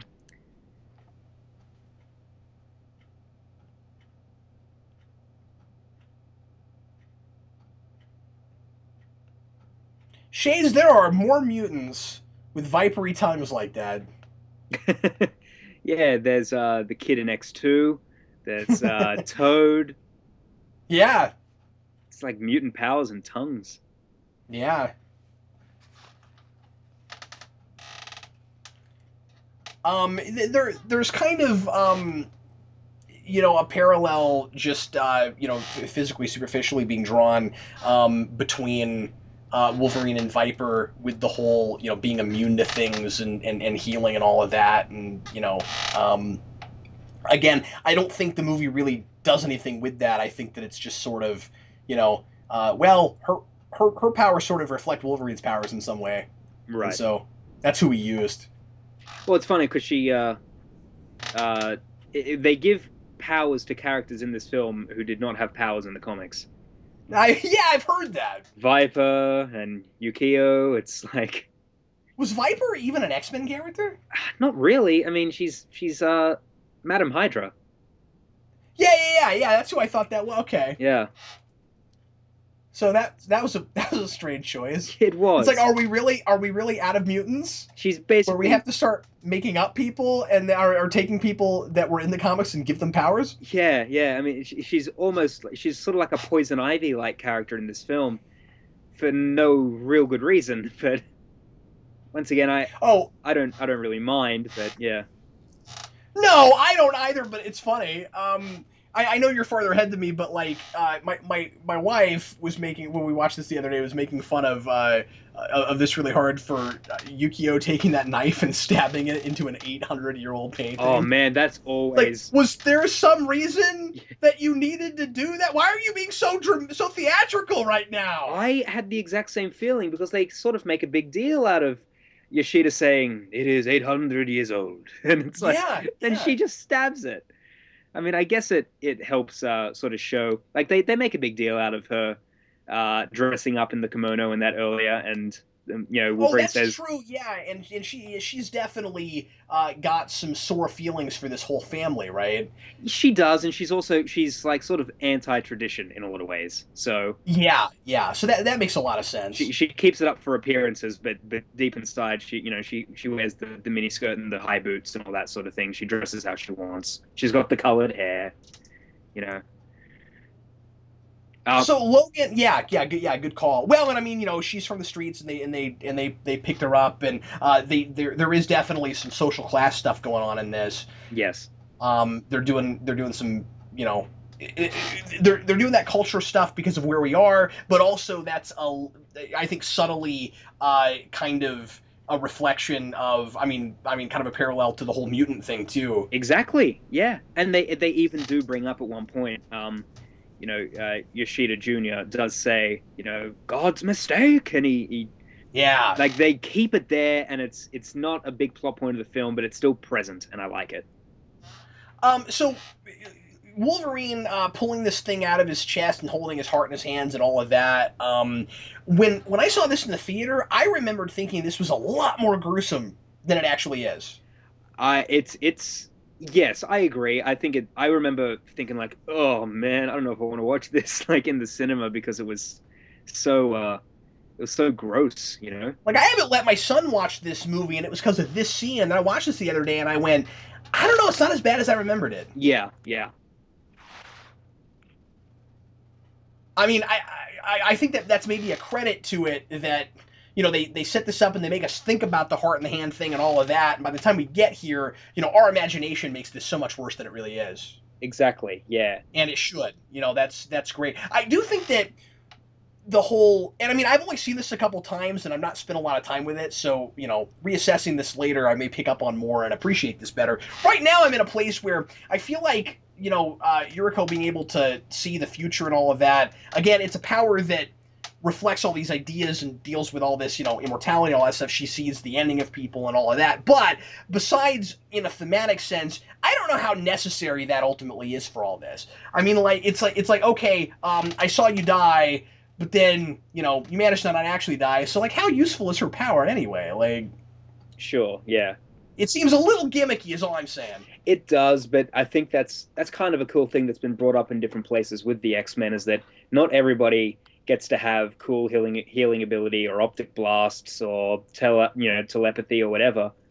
Sometimes you just look really different or you have like a not useful power. Um, Yeah, but like, I don't know, that's really useless, right? Because it's like, well, sometimes I see the future, but sometimes I'm wrong about it. well, I guess what I'm saying is I don't know. I think you might be giving the movie too much credit when you say that it's just not that great of a power. Because I think the movie thinks it's a good power, but then it can't let Wolverine die, so she's wrong. I'm not sure that it really explores that. It's like, well, why does she see it that way? Why was she wrong? well, that's one of the things they bring up is that she's never wrong, and the one time she was wrong, she happened to be there to help Wolverine.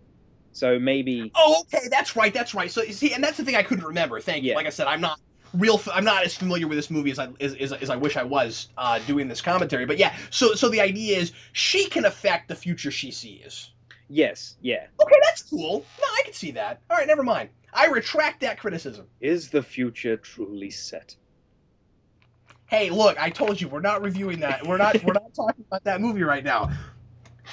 We're gonna do that. We're gonna give that its fair due when it comes out. It was kind of funny having an X-Men film, or like we've talked about, this as not necessarily being an X-Men film, but a film set in this universe. Two of them, like a year apart, because for the longest time, the X-Men films came out 3 years apart. With the first four, like they were all 3 years apart, and then First Class was 2 years after Origins, and then Wolverine was 2 years after First Class, and then Days of Future Past a year later. So it's funny Yeah, how they've just crazy. increasingly got more and more uh, like rapid. Well, don't you think that Marvel Studios has everything to do with that? Oh yeah, like I really feel like Marvel do need to take a break in some cases. Like when Iron Man 3 came out, I was like, okay, this is proof that you need to take your time, because this felt rushed and not as good. And Well, I mean, nobody lynched me, but I felt the same way about Thor, Thor: The Dark World. oh, did you? Yeah, yeah. Um, but yeah, so it's Yeah, like, yeah, yeah, yeah, much more so even than Iron Man 3, which I liked more than you did. hmm, But I mean, like, Thor, they cut way too much out of that movie, and you know, um, it ultimately seemed like, not the movie that they shot. And it was, I don't know, I felt like a lot of the meat was gutted out of that movie. it's interesting you say that because I've only ever seen the one deleted scene. Well, I'm just saying that's how I felt watching it. Oh, okay. Well, I felt like a lot of meat was cut out of it. um,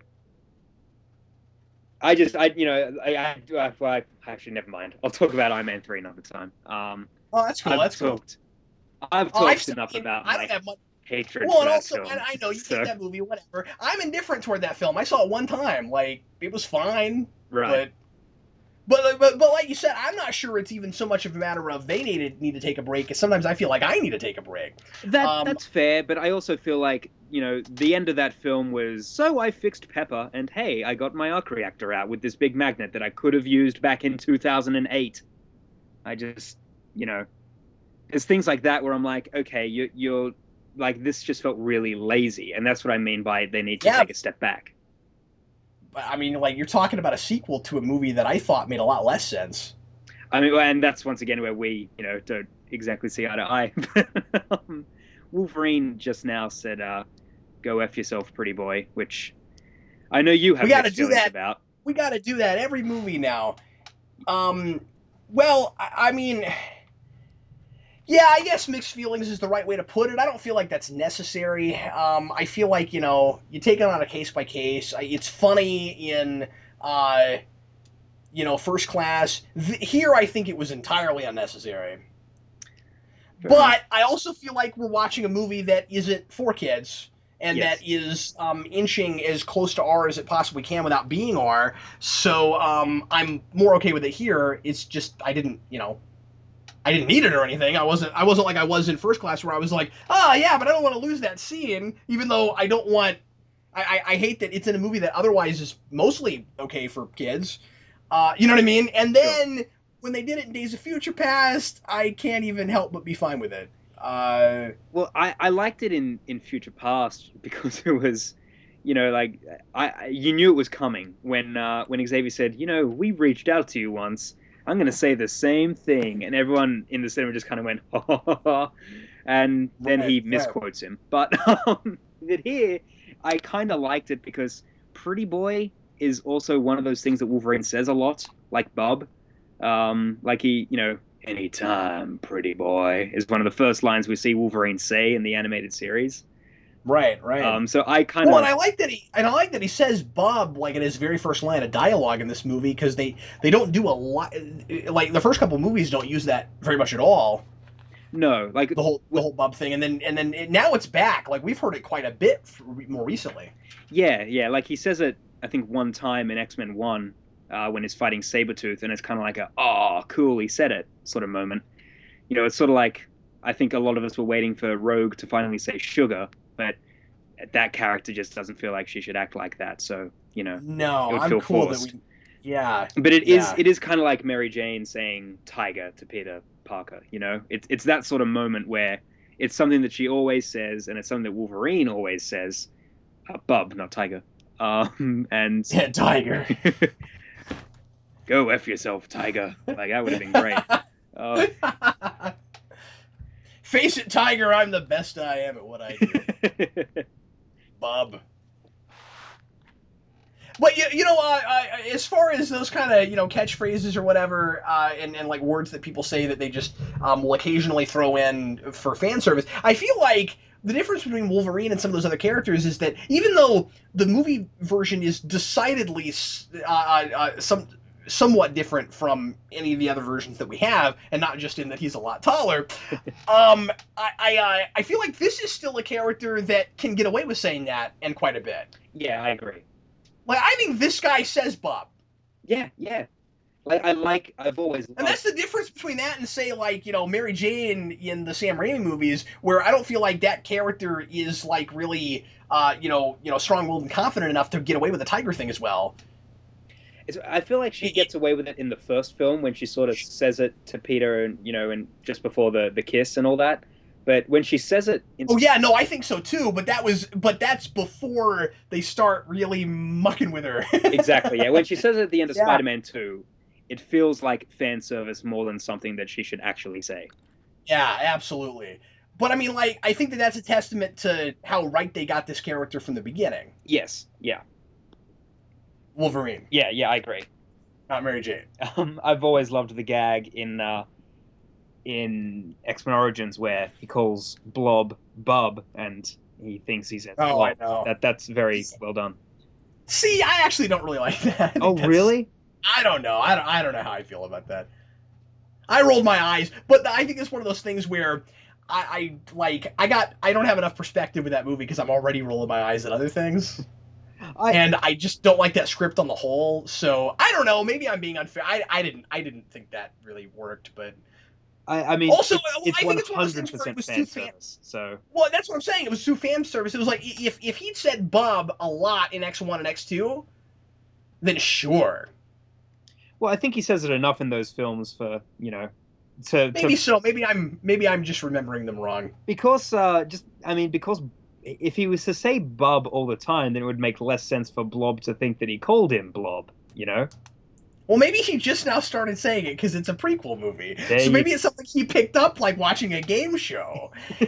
And then he was like, "Hey, I like that. I'm gonna start saying bub all the time." Sure. And then his friends are like, "Why do you say bub all the time now?" And he's like, "Because it makes me awesome. 'Cause I'm the best in the world at what I do. And what I do, tiger." Um. So So once again, I now that we're past it, we were talking earlier about Wolverine um getting taken out with all the arrows, and whether or not that works because of how powerful they made him in X3. I remember being in the theater and thinking that was a really powerful scene, actually. Yeah, yeah, I agree.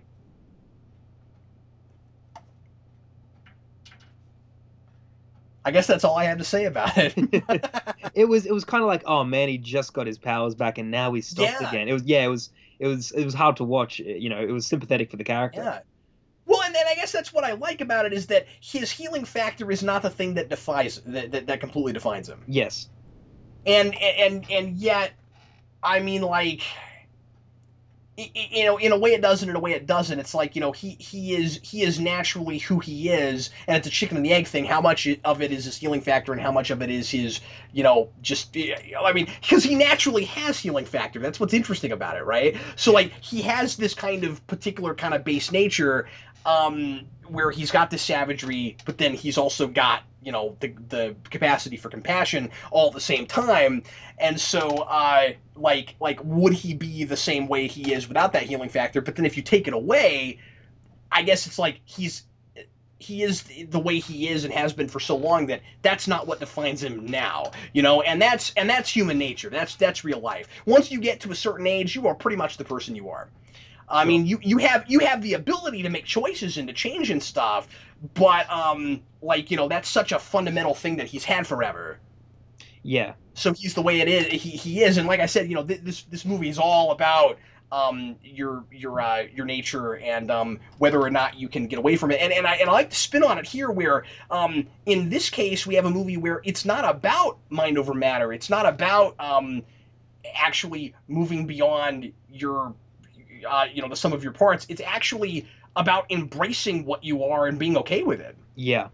which is kind of unusual. I mean, like, yeah, you have to keep certain things in check, but once again, the idea is that we all, to a degree, have both that animalistic side and that rational side, Sure. Yeah. and we need them both. We learned that from evil Captain Kirk in original series. We need them both. I'm Captain Kirk. I'm Captain Kirk. Yeah. Oh, I'm at a moment right now where Wolverine has just walked up and seen the shedded skin of the Viper, and he's like, "What is this crap?" I thought that in the theater too. I was like, oh my god, that's gross. Yes. Man, why do we have to have a character that can shed her skin like that? Oh man. Yeah. Once again, this brings up a plot point from X-Men Origins Wolverine, where the hot adamantium can cut through adamantium. Yeah, why does that work? That I mean, it doesn't, but I mean, it makes no sense. But they think it works. So Okay, all right. it's like, that's the thing with the bullet. That's the thing where he's able to cut off Deadpool's head. Um, Oh, the bullet is the worst though, because it wouldn't even be that hot. no, no, but yeah, That's just a fast-moving piece of metal going through equally, hard metal, indestructible metal, whatever. it's We've we've already complained about this. it'll never make any sense. So that's just yeah. Well, and again, what makes it worse is that he did it intentionally and somehow knew exactly what would happen. Yes, his memories won't grow back. His memories won't grow back. I like how But they did. They did. He was wrong about that, Shades, yes, because in this movie, some of his memories did grow back. they not only did they grow back, but he can heal his consciousness. So I wish I could do that. yeah, that'd be good.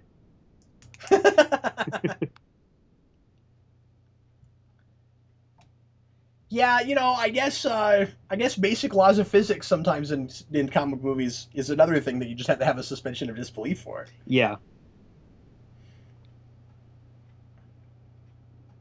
Because otherwise he can't cut off Wolverine's claws. I was shocked when they cut off Wolverine's claws. That was I like, was too. I, Couldn't believe it. yeah, you got to be, you can't, what? Like, I was shocked because to me, it's like, but he can't grow them back, so how's he gonna? And then I thought, well, I guess they'll explain it in Days of Future Past. And once again, I was wrong. But Yeah, that's one of the things that I kind of expected that we would get to, but that's all right. That's not as important to me as say something. At least acknowledge that it's weird that Professor X is like alive and well. yeah, yeah, At least mention it somewhere. Especially because the after credit scene kind of brings it up in this. yeah, how is it possible, he says. Yeah, well, I guess we'll never know. You're My not my the wife and only I one were with gifts. my wife and I were watching this, and Sarah said, "Oh wait, so in Weapon X they built the claws around his bone claws?" Yeah. And I said, "Well, I always thought that that's what it was," but she didn't think that that's how it worked because they cut off when he gets his claws cut off. Sarah said, "Why would that hurt?" Well, that's one of those things as well, where in X-Men 2, Stryker has the line, I just gave you claws. And Yeah, clearly he but like at didn't. that point, they had not decided that he had the bone Oh claws. no, no, I'm not blaming the film for that at all. But that's something that X-Men Origins just ignored. I Well, and remember and he I'm sorry. Go ahead. that's cool. I remember hearing, like, I had friends who were auditioning for the young Wolverine role in that film, and they were saying, "Oh, I've got this script, and it's Wolverine getting his claws for the first time." And I was like, "Whoa, whoa, whoa, whoa, whoa, what?" And it they did it though. That he had claws as a kid, and he had bone claws, and I was surprised that they went down that route when it was basically established in X-Men 2 that he was given the claws with the adamantium skeleton. That's the problem with doing prequels a lot of the time is that they didn't when they made X2 they never thought that they would go back and tell a Wolverine origin story No, probably. no, And so they're looking at source material and going, "Oh, well, there's this origin thing and it was popular and we should probably have some kind of homage to it." And I feel like the Bone Claw thing was really more of a matter of trying to make impress the fans with, "Look, we've read comics before." yeah, And now it's a staple. What's weird is they ignore practically everything else from Origins, and people working on these movies have admittedly come out and said, "Well, you about have to because it just doesn't work." And so, like, it's practically not canonical. But that's the thing they kept. yeah, and they kept the bone I mean, what do you claws. think? Did they have to? No, no, I mean they've come out and said, I've seen interviews where they've said the bone claws were just cool and we wanted to do them. And, I don't necessarily blame them for that. And the bone claws do look cool, and I thought they were great in Future Past, but I mean, Yeah, and this is not the worst discrepancy ever, right? Like, well, we're talking about a couple of lines in X2. And that's not that big of a no, deal. it's not. No. So So yeah, but I guess I'm just saying that like there are a couple of token things here and there that they will ignore everything else from a certain movie, but by God, certain things they've got to keep because it was in that movie, Yes. Yeah. and I just find that strange. Yeah. I mean, that's one of the things where the continuity of this franchise is so inconsistent that, yeah. But much like comics, so in some ways, is it right for us to complain? But I do feel like there's 50 years of X-Men comics, so it has somewhat more of an excuse than, at this point, 5, 6 films. No, we're at like 7 films, aren't we? Oh my gosh. Yeah, but I mean, still, it really should be that hard to keep things mostly continuous. Yeah. And yet, as I always say, because I'm sounding like a fanboy right now. As I always say, that stuff doesn't kill movies for me. If your story's good, if I care about characters, if I'm thinking, I can put that stuff aside, but I'll still talk about it because it's there and it's interesting. Yeah. Yeah. And so, like, does that kind of stuff, anything that this movie forgets about from other movies, for example, no, it doesn't kill it because overall it's a pretty good movie.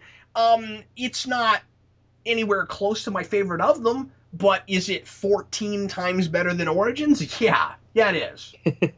Like I've seen this now. Even like when I criticize it, it's because it's interesting to talk about, as you said. And but I do really, really like this film. And I when I saw the film, and I think I talked about this in our initial discussion of it when it came out, was when I finished it, I was like, I don't know if anyone's going to like this film as much as I just did. But then, I had the same kind of experience with it. yeah, And what's funny is I don't want to use the word polarizing because I don't think that this was a movie that had people like really arguing like crazy like Iron Man 3 did or other things. no, But Vince didn't really care for this movie. yeah, I have friends who didn't care for this movie at all, and I've had debates slash arguments with them, and in some ways it's a matter of taste, and Oh yeah, and I think it is mostly a matter of taste. yeah, I think it is a fair criticism to say that what a mostly kind of thoughtful character study. I mean, maybe that's giving it a little too much credit because I mean it is a comic book movie and it does feel like that, but it's more subtle than a lot of other things. By the third act, kind of sort of degenerates into your standard big superhero action set piece, and yet don't people sort of kind of want that? I guess for me it's like first of all, does the action serve the story? Does it make sense that it's there? We can talk about that, but also like I complained. My one big complaint with the first Iron Man film was that at the end it kind of degenerates into that, and it doesn't make sense that it's that way. You see right, what I'm saying? Where, sure, where it's like, okay, suddenly we're fighting out in the middle of the street and stuff, and this guy that's been like really good at covering his tracks doesn't even care about that anymore, exactly, just so that we can have a big giant fight. Yeah, I think that's a problem. yeah, This one, I don't know. This seems like about where it needed to go. I think. I yeah, think. But again, I haven't spent a whole lot of time with it. yeah. The fact that it's only been out for a year, um, it's like when we've done commentaries on like X-Men 1 that was out for tw We knew that movie for a decade. Yeah. exactly, yeah, yeah. I want to bring this up as well before I Yeah. Yeah. forget. The the special effects sequence of Yoshida, uh, you know, like de-aging, I thought was super well done Oh, between the two brilliant. actors. Yeah, Oh, it's gorgeous. I've never seen anything like that, Shades. Like, I've seen a lot of aging, de-aging effects, things like that. It's perfect. yeah, and it's two different actors. So good. Yeah, it looks amazing. And I think what's really cool about it too is that we see him turn into uh, the guy that we saw earlier. I mean, like obviously, but it's like you wouldn't expect to get to see that actor come back. He No, was playing this character in flashbacks, and then like Wolverine is seeing the face of the man he saved, and it's important to keep in mind that none of this would be happening if Wolverine didn't save that guy. exactly. And so this is like Wolverine is conflicted. He's got to deal with the question of not only when to kill people but when to save people. And so again, there are times where he feels like, well, if I just was a straight up animal and played by instinct, I wouldn't have to worry about complicated moral quandaries like this one. Yeah, And so the fact that it's kind of haunting that he has to stare at Yoshida looking like he did when he saved him. yeah. I love that. That's good stuff. So I do feel like there is a lot of stuff going on in this action scene, even though it is a big, giant, over the top, crazy action scene with a huge mech robot. Yes.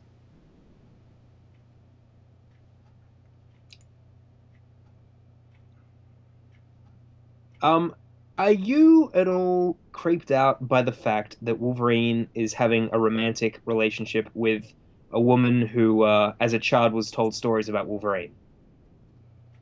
Because that really bothers some people.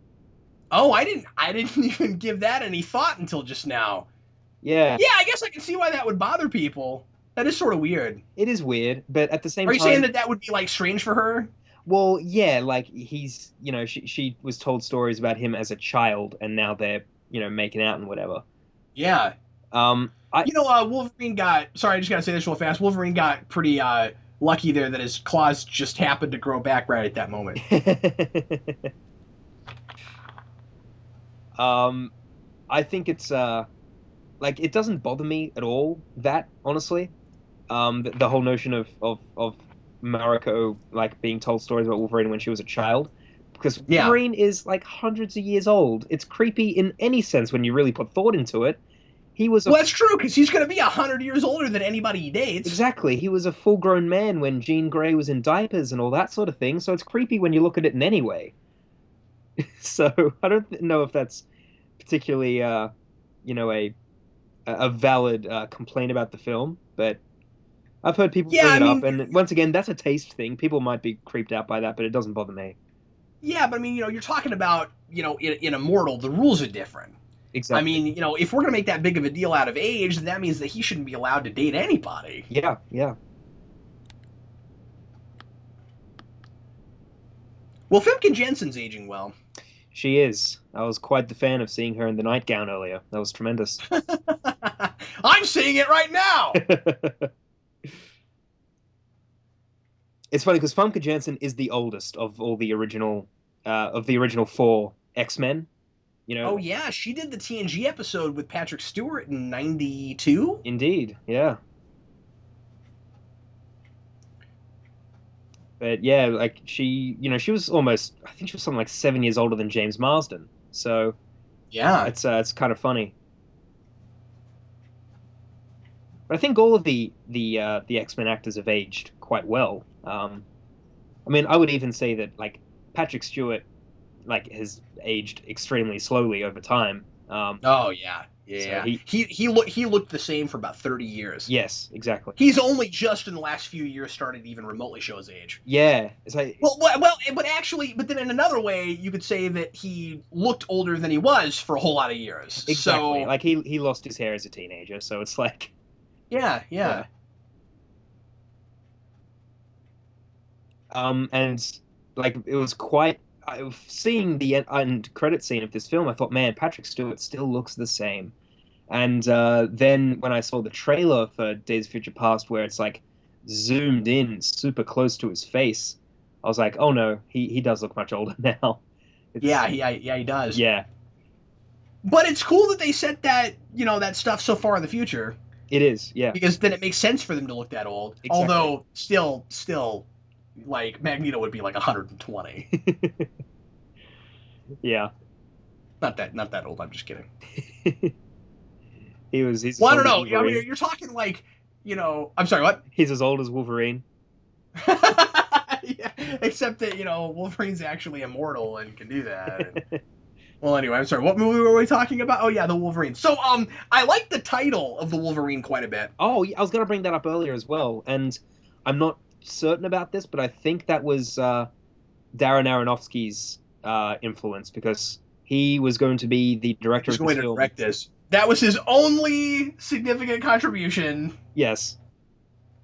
No, it's cool though because like it sounds like a really generic title. Oh, okay, we didn't actually call it that last time because we were too, like insecure about the fact that it had to be an X-Men movie. So this time we'll have that title. But what's cool is, it's an identity film. It's a movie about like who this guy really is, and at the end of the day he decides that I am, like I said earlier, I don't mean to be a broken record, both the animal and the human. I'm the Wolverine. I'm the marriage of those two things, and I'm owning that now, and I guess I'm always going to have to be that way. So it's cool that the sort of like it's kind of neat because it's like an origin movie way past an origin in a way. Yeah, It's like it's a movie about finding yourself again, and so the title is wonderfully appropriate. it is. I agree. I also like his relationship with Yukio Yeah.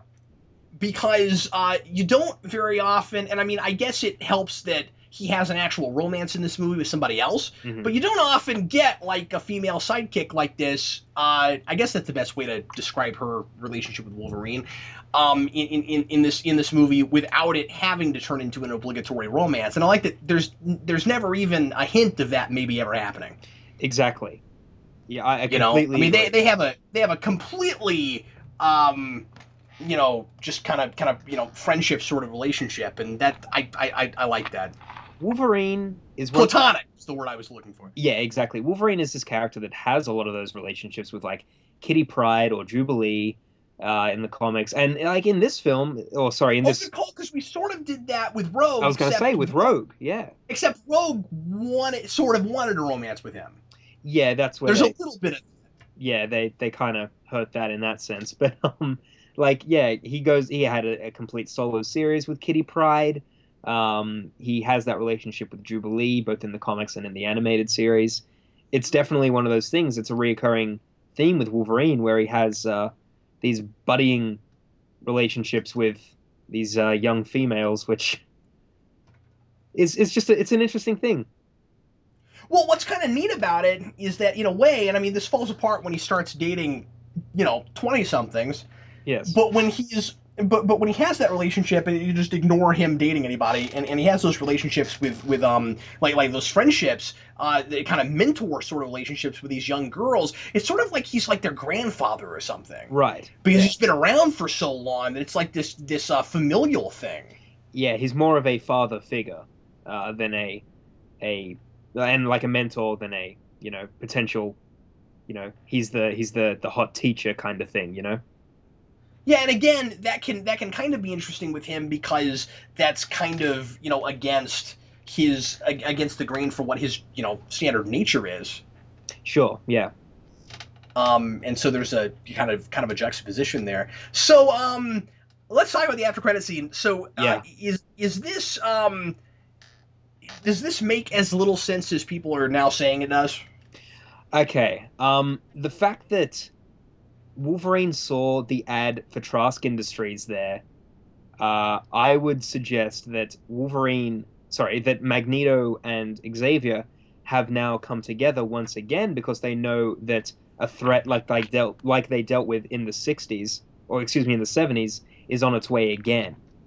So I know that it does make more sense for Xavier and Magneto to team up again when all hope is lost and there's so few mutants left to fight the battles. But I like them coming together because it's like, okay, last time we dealt with this threat and we were on opposing sides.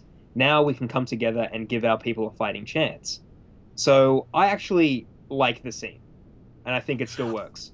Well, the question I have, though, is, so does this mean that they have been working together for like the next 20 something years and totally failed? Like, at what point does the apocalypse actually happen? Is what you got to wonder about, right? Yeah, Because there are a lot of years between this and the beginning of Days of Future Past. there are, but at the same time, like the Wolverine still takes place in the not too distant future because it's post X3. Yes, but the world looks totally normal right now. We're not even close to apocalypse yet. No, but When I say, I mean Armageddon. Let's yes, use the word Armageddon, just for this, just for the sake of not confusing. yes. But at the same time, like I said, the Trask Industries ads are showing on TV, so this is like it's a threat that they've dealt with before, so it's on its way. It's about to occur.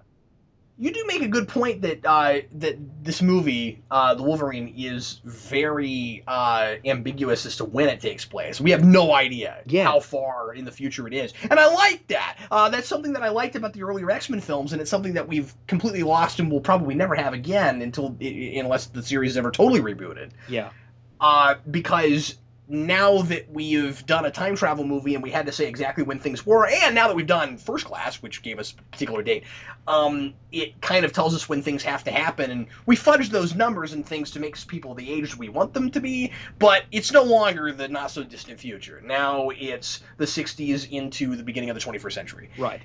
And that's what it will always be. And hopefully, you know, the next few X-Men movies just stay in the 80s, because I don't know how that's gonna work. McAvoy needs to be bold in this next film. I think he'll look awesome as Xavier with a bald head. You're making a really good point there. I Yeah, can't argue with that. I like to see that. yeah. So I think McAvoy looks, more like Xavier than people often give him credit. There are like Oh panels yeah. where Xavier, like before McAvoy was cast, resembles McAvoy, um, and so I'd really like Well, to and see as him. I said when you and I talked about First Class, he looks a lot like actors that have played young Patrick Stewart in things. Yeah, I remember you bringing that up initially on. Yeah, I do remember you bringing that up. And so no, I got really stoked when he got cast because I was like, ah, he looks perfect. And you know, there were some naysayers and stuff, but I was like, nah, he is young Patrick Stewart through and through. I've said this before. I was someone who was very skeptical about his casting, and I'm very happy to say how wrong I was because he's perfect. Something that I want to bring up with this film is how great the score is. I think the music in this film is fantastic. Yeah, it's pretty good. It's not a score that I found myself noticing very much, No, that's fair. which can be really good. You know, sometimes that's really a credit to a movie that you know, is so much part of the piece that you're not even thinking about it. Um, yeah, I mean, I think it's fine. It's not a super memorable score for me, but No, no, it's not. I do like listening to it, and like I oh, I've not. yeah, I've got it on CD. A friend bought it for me, and I just really liked listening to it. And I agree that it's not just, especially noticeable, but some of the scores of the X-Men films have been too bombastic. And I'm looking at you, X-Men 3. Um, I agree with that. Oh, I couldn't agree more. yeah, it's like I mean I do like the music for X1 and for First But the Class, but but the music for Days of Future Past was appropriately bombastic. I mean that was amazingly Uh, good.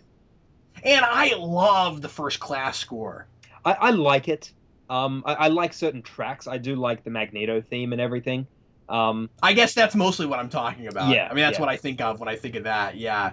Oh man. But you know, nobody holds a candle to the guy that wrote the X2 theme. yep. His name's not hitting me right now, John but Ottman. thank you, John Ottman. God, man. Well, if we were on Jeopardy, you would have just gotten $500. Woohoo! Anyway, what else should we mention about the Wolverine? Let's talk about the now definitely going to happen sort of sequel to this. Although I think it's hard to call that a sequel since it will be in a sort of different continuity. How does that work? What's that going to be like? Yeah, I don't know. I wondered if they would just go full blown Old Man Logan, or if they were going to set a film in the 70s straight after Days of Future I like. Past. I'd like to see either of those things, and I don't know, man. Seeing what happens with Mystique and him instead of Weapon X could be really exciting because it will be because you can't begin to predict it because Yeah, it'll be based on nothing. It'll be a whole brand new, totally like because they've got to reveal that somewhere at some point because they made this fascinating mystery out of it at the end where you're like, holy, what a mind freak, right? yeah. I've spoken. Well, actually, I have not spoken to these people, but I know people who I call up the producers of the X-Men films on a regular basis. yes, I'm tight with them. I'm But I was at a Me and con. Laura Donner, man, we're really tight. I was with a I was at a con and I heard these people talking behind me while I was waiting in line to meet Manu Bennett, and they were talking about how one of them didn't know that it was Mystique at the end of that film. So like, oh no, I must have missed the eyes thing. I just thought it was like it was a cool thing where Stryker was like, aha, Weapon X. But that A lot of people missed that. yeah, I'm surprised. Um, yeah, I will say, and that I guess we're talking about a different movie now. I Yeah. will. Well, it's about Wolverine. It's important. I do think that with the ice thing, if they had only put the sound effect in, Yes, I agree. I'd agree with that. because they usually do the sound effect in that movie. I don't think ever did it, or maybe it did. I don't remember, but that would have been the place to. I don't know, because the thing is, you don't. It is so obvious and very in your face at the end of X-Men 1, and not just because they paused the TV, but like it's pretty obvious. There's the eyes. I don't know, man. They could have. They were too subtle about that. They needed Cyclops standing there calling her a son of a bee, just to make it completely obvious. Yeah. Well, I know that you just think that more Cyclops makes everything better.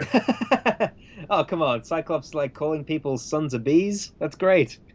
Yeah, no, that would enhance the sophistication of any film. Yes, it's very, very much in character for Cyclops to say that. Well, any final parting words before we go? I dig this film a whole lot. I think it's a very fun film. I think it's a film that's very easy to watch. I think it's a cool character study for Wolverine. I don't think it's particularly yeah, it's not groundbreaking like X2 or anything, but it's a fun film. I like it. I recently did a video before Days of Future Past came out, which was it's like a 15-minute video retrospective highlighting the big moments in all of the X-Men films. Oh, And cool.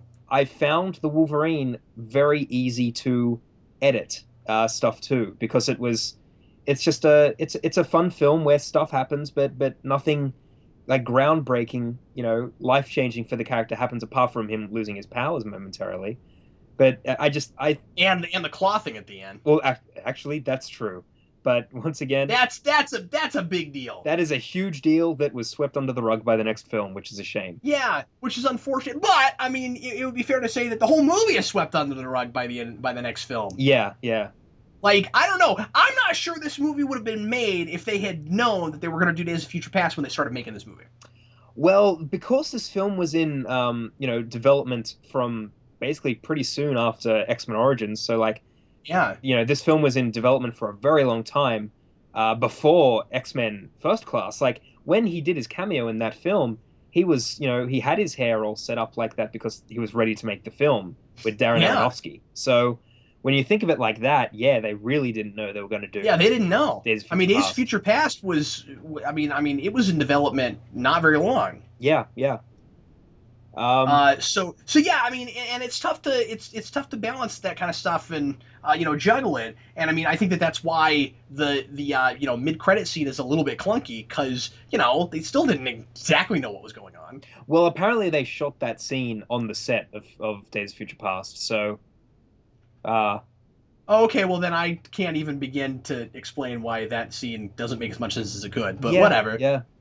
It is funny because they were promoting Days of Future Past at like San Diego Comic Con and that before the Wolverine came out, and it is funny that like I was already sort of ready for Days of Future Past and excited, and they were advertising stuff with Trask Industries and all this viral marketing, Yeah. and the Wolverine was yet to come out. So it is somewhat lost in the shuffle, the Wolverine. It happened at a time where people were ready for the big. I mean, it's kind of like when Avengers was about to come out, everyone already knew that Thor and Captain America were going to end up in that film before we got to see those films. So, Yeah. Well, and I think that in a lot of ways this movie kind of served to just whet our palate for another really good X-Men movie, right? Where it's like, okay, First Class was good. We're ready to see the original cast come back. yeah, And like I don't know, this movie in a lot of ways kind of whet our palate for that because we just had a movie that didn't really have Wolverine in it. yeah, And again, I keep saying it's kind of neat that we got at least one movie that doesn't have Wolverine as a main player. I agree. But but like like like I said earlier, and I think I don't know Shades. I think I like this movie a whole lot more watching it with you than I had before, and I liked it before. I think I Cool. liked it more watching it with you. But I mean, I appreciate you because I don't have to pay attention to the plot. You can just tell me what's happening, and then but with but with I saw Days of Future Past, and then I watched this the other night with my wife, and like I said earlier, I was sort of like, oh, I don't know, this is kind of not as much fun in comparison. I just got out of Days of Future Past, so like, I think it was in a lot of ways it was kind of there just to whet our palate, and I think it's really good that regardless of how much sense it might make that they had that mid-credit scene because it's kind of saying, hey, guess what, guys, we got another one of these next year, and it's going to bring everybody back. Yeah. I And know. I just think that was really smart. I'm really glad they did it that way because, especially because, especially because Patrick Stewart and Ian McKellen were the big thing that they wanted to use to sell that movie. Exactly. The announcement that they were coming back was sort of like the big, like they announced that Hugh Jackman was going to be in it, and it was kind of like, okay, like I mean, I love Hugh Jackman to death, but I don't know if I want to see Wolverine again. And then it was like, but also Patrick Stewart and Ian McKellen, and it was like, oh well, okay, now I see what they're doing, and this is worth it. Um, Yeah, because you're not going to have, the X-Men from the present day or the future without Wolverine. yes. So when I saw the Wolverine, I mean, the day it came out, I finished work and I finished work at midday, so I went to the cinema and I was like, okay, I'm gonna see it. And it was one of those things where I had seen the midnight screening of Man of Steel and Iron Man 3 earlier that year, and this was sort of the first film, like comic book film in a while, where I wasn't like super gotta see it at midnight. I wasn't that sort of pumped for it, even though I was excited to see it. And then saw it and was pleasantly surprised and just enjoyed the whole thing. And I mean, every time I watch it, I enjoy it. And I mean, I feel like that's all I can really ask for from these X-Men films as a fan, because I know I'm never going to truly get the, my vision, what's deep rooted in my psyche as what the X-Men are, because everyone has different interpretations of these many, many, many characters that have been around for over 50 years now. So, Well, and don't you think that to meet expectations, I mean, you've got other things where our expectations are, we can't help but have them like really high into the ceiling, right? Like, oh sure. man, Superman's getting rebooted. That we really want that to be great. Like Days of Future Past is going to bring the old X-Men back. Boy, we sure want that to be great. All this movie had to do was be better than Origins. That's all I had to do, and it wasn't a movie that anybody even needed. It's like, really, another solo Wolverine movie? Like, we could have lived without this. So like, I don't know. It was sort of a no pressure kind of scenario That's a good point. Yeah, yeah. That's why where I like, kind of say I was just if sort of it's happy to good, get this good great. film. Yeah, and it was kind of nice to be able to just go relax and not feel like there were a lot of stakes there. It's like, because like, I don't mean to sound like a fanboy where it's like, oh man, my Man of Steel better be great, but at the same time, you always have to think about the future. If that movie doesn't work, then we might have a tough time with subsequent films. Well, this movie, whatever, it's a totally kind of its own standalone thing. Like, Right. hope it's good because I'm gonna watch it. And then it was. Yeah. Like I said, I was pleasantly surprised, and not that I expected it to be bad or anything. I was just like, I really enjoyed that, and I'm very happy. And that was my feeling, and it's kind of my feeling towards it now. It's not a Yeah. film that I especially love or put on a pedestal, but I just enjoy it. Well, everybody, thanks as always for listening to our commentary podcast. We sure appreciate it. And Shades, I'm glad we finally got to this one. Yeah, same. We will do Days of Future Past sometime after it comes out, and I'm gonna have a hard time not wanting to just jump straight on that. When and we've done this before when new movies come out that one of us are super stoked about. So Yeah. we may do Days of Future Past sometime very shortly after it comes out, because at that point, Shades and I will have both seen it probably way more times than we've seen the Wolverine. Yes, I would imagine so. Well, anyway, we sure appreciate you listening, and Shades, I appreciate you coming back, man. My pleasure. Thanks for having me. We'll see you later. I'm Captain Logan. And I'm Shades.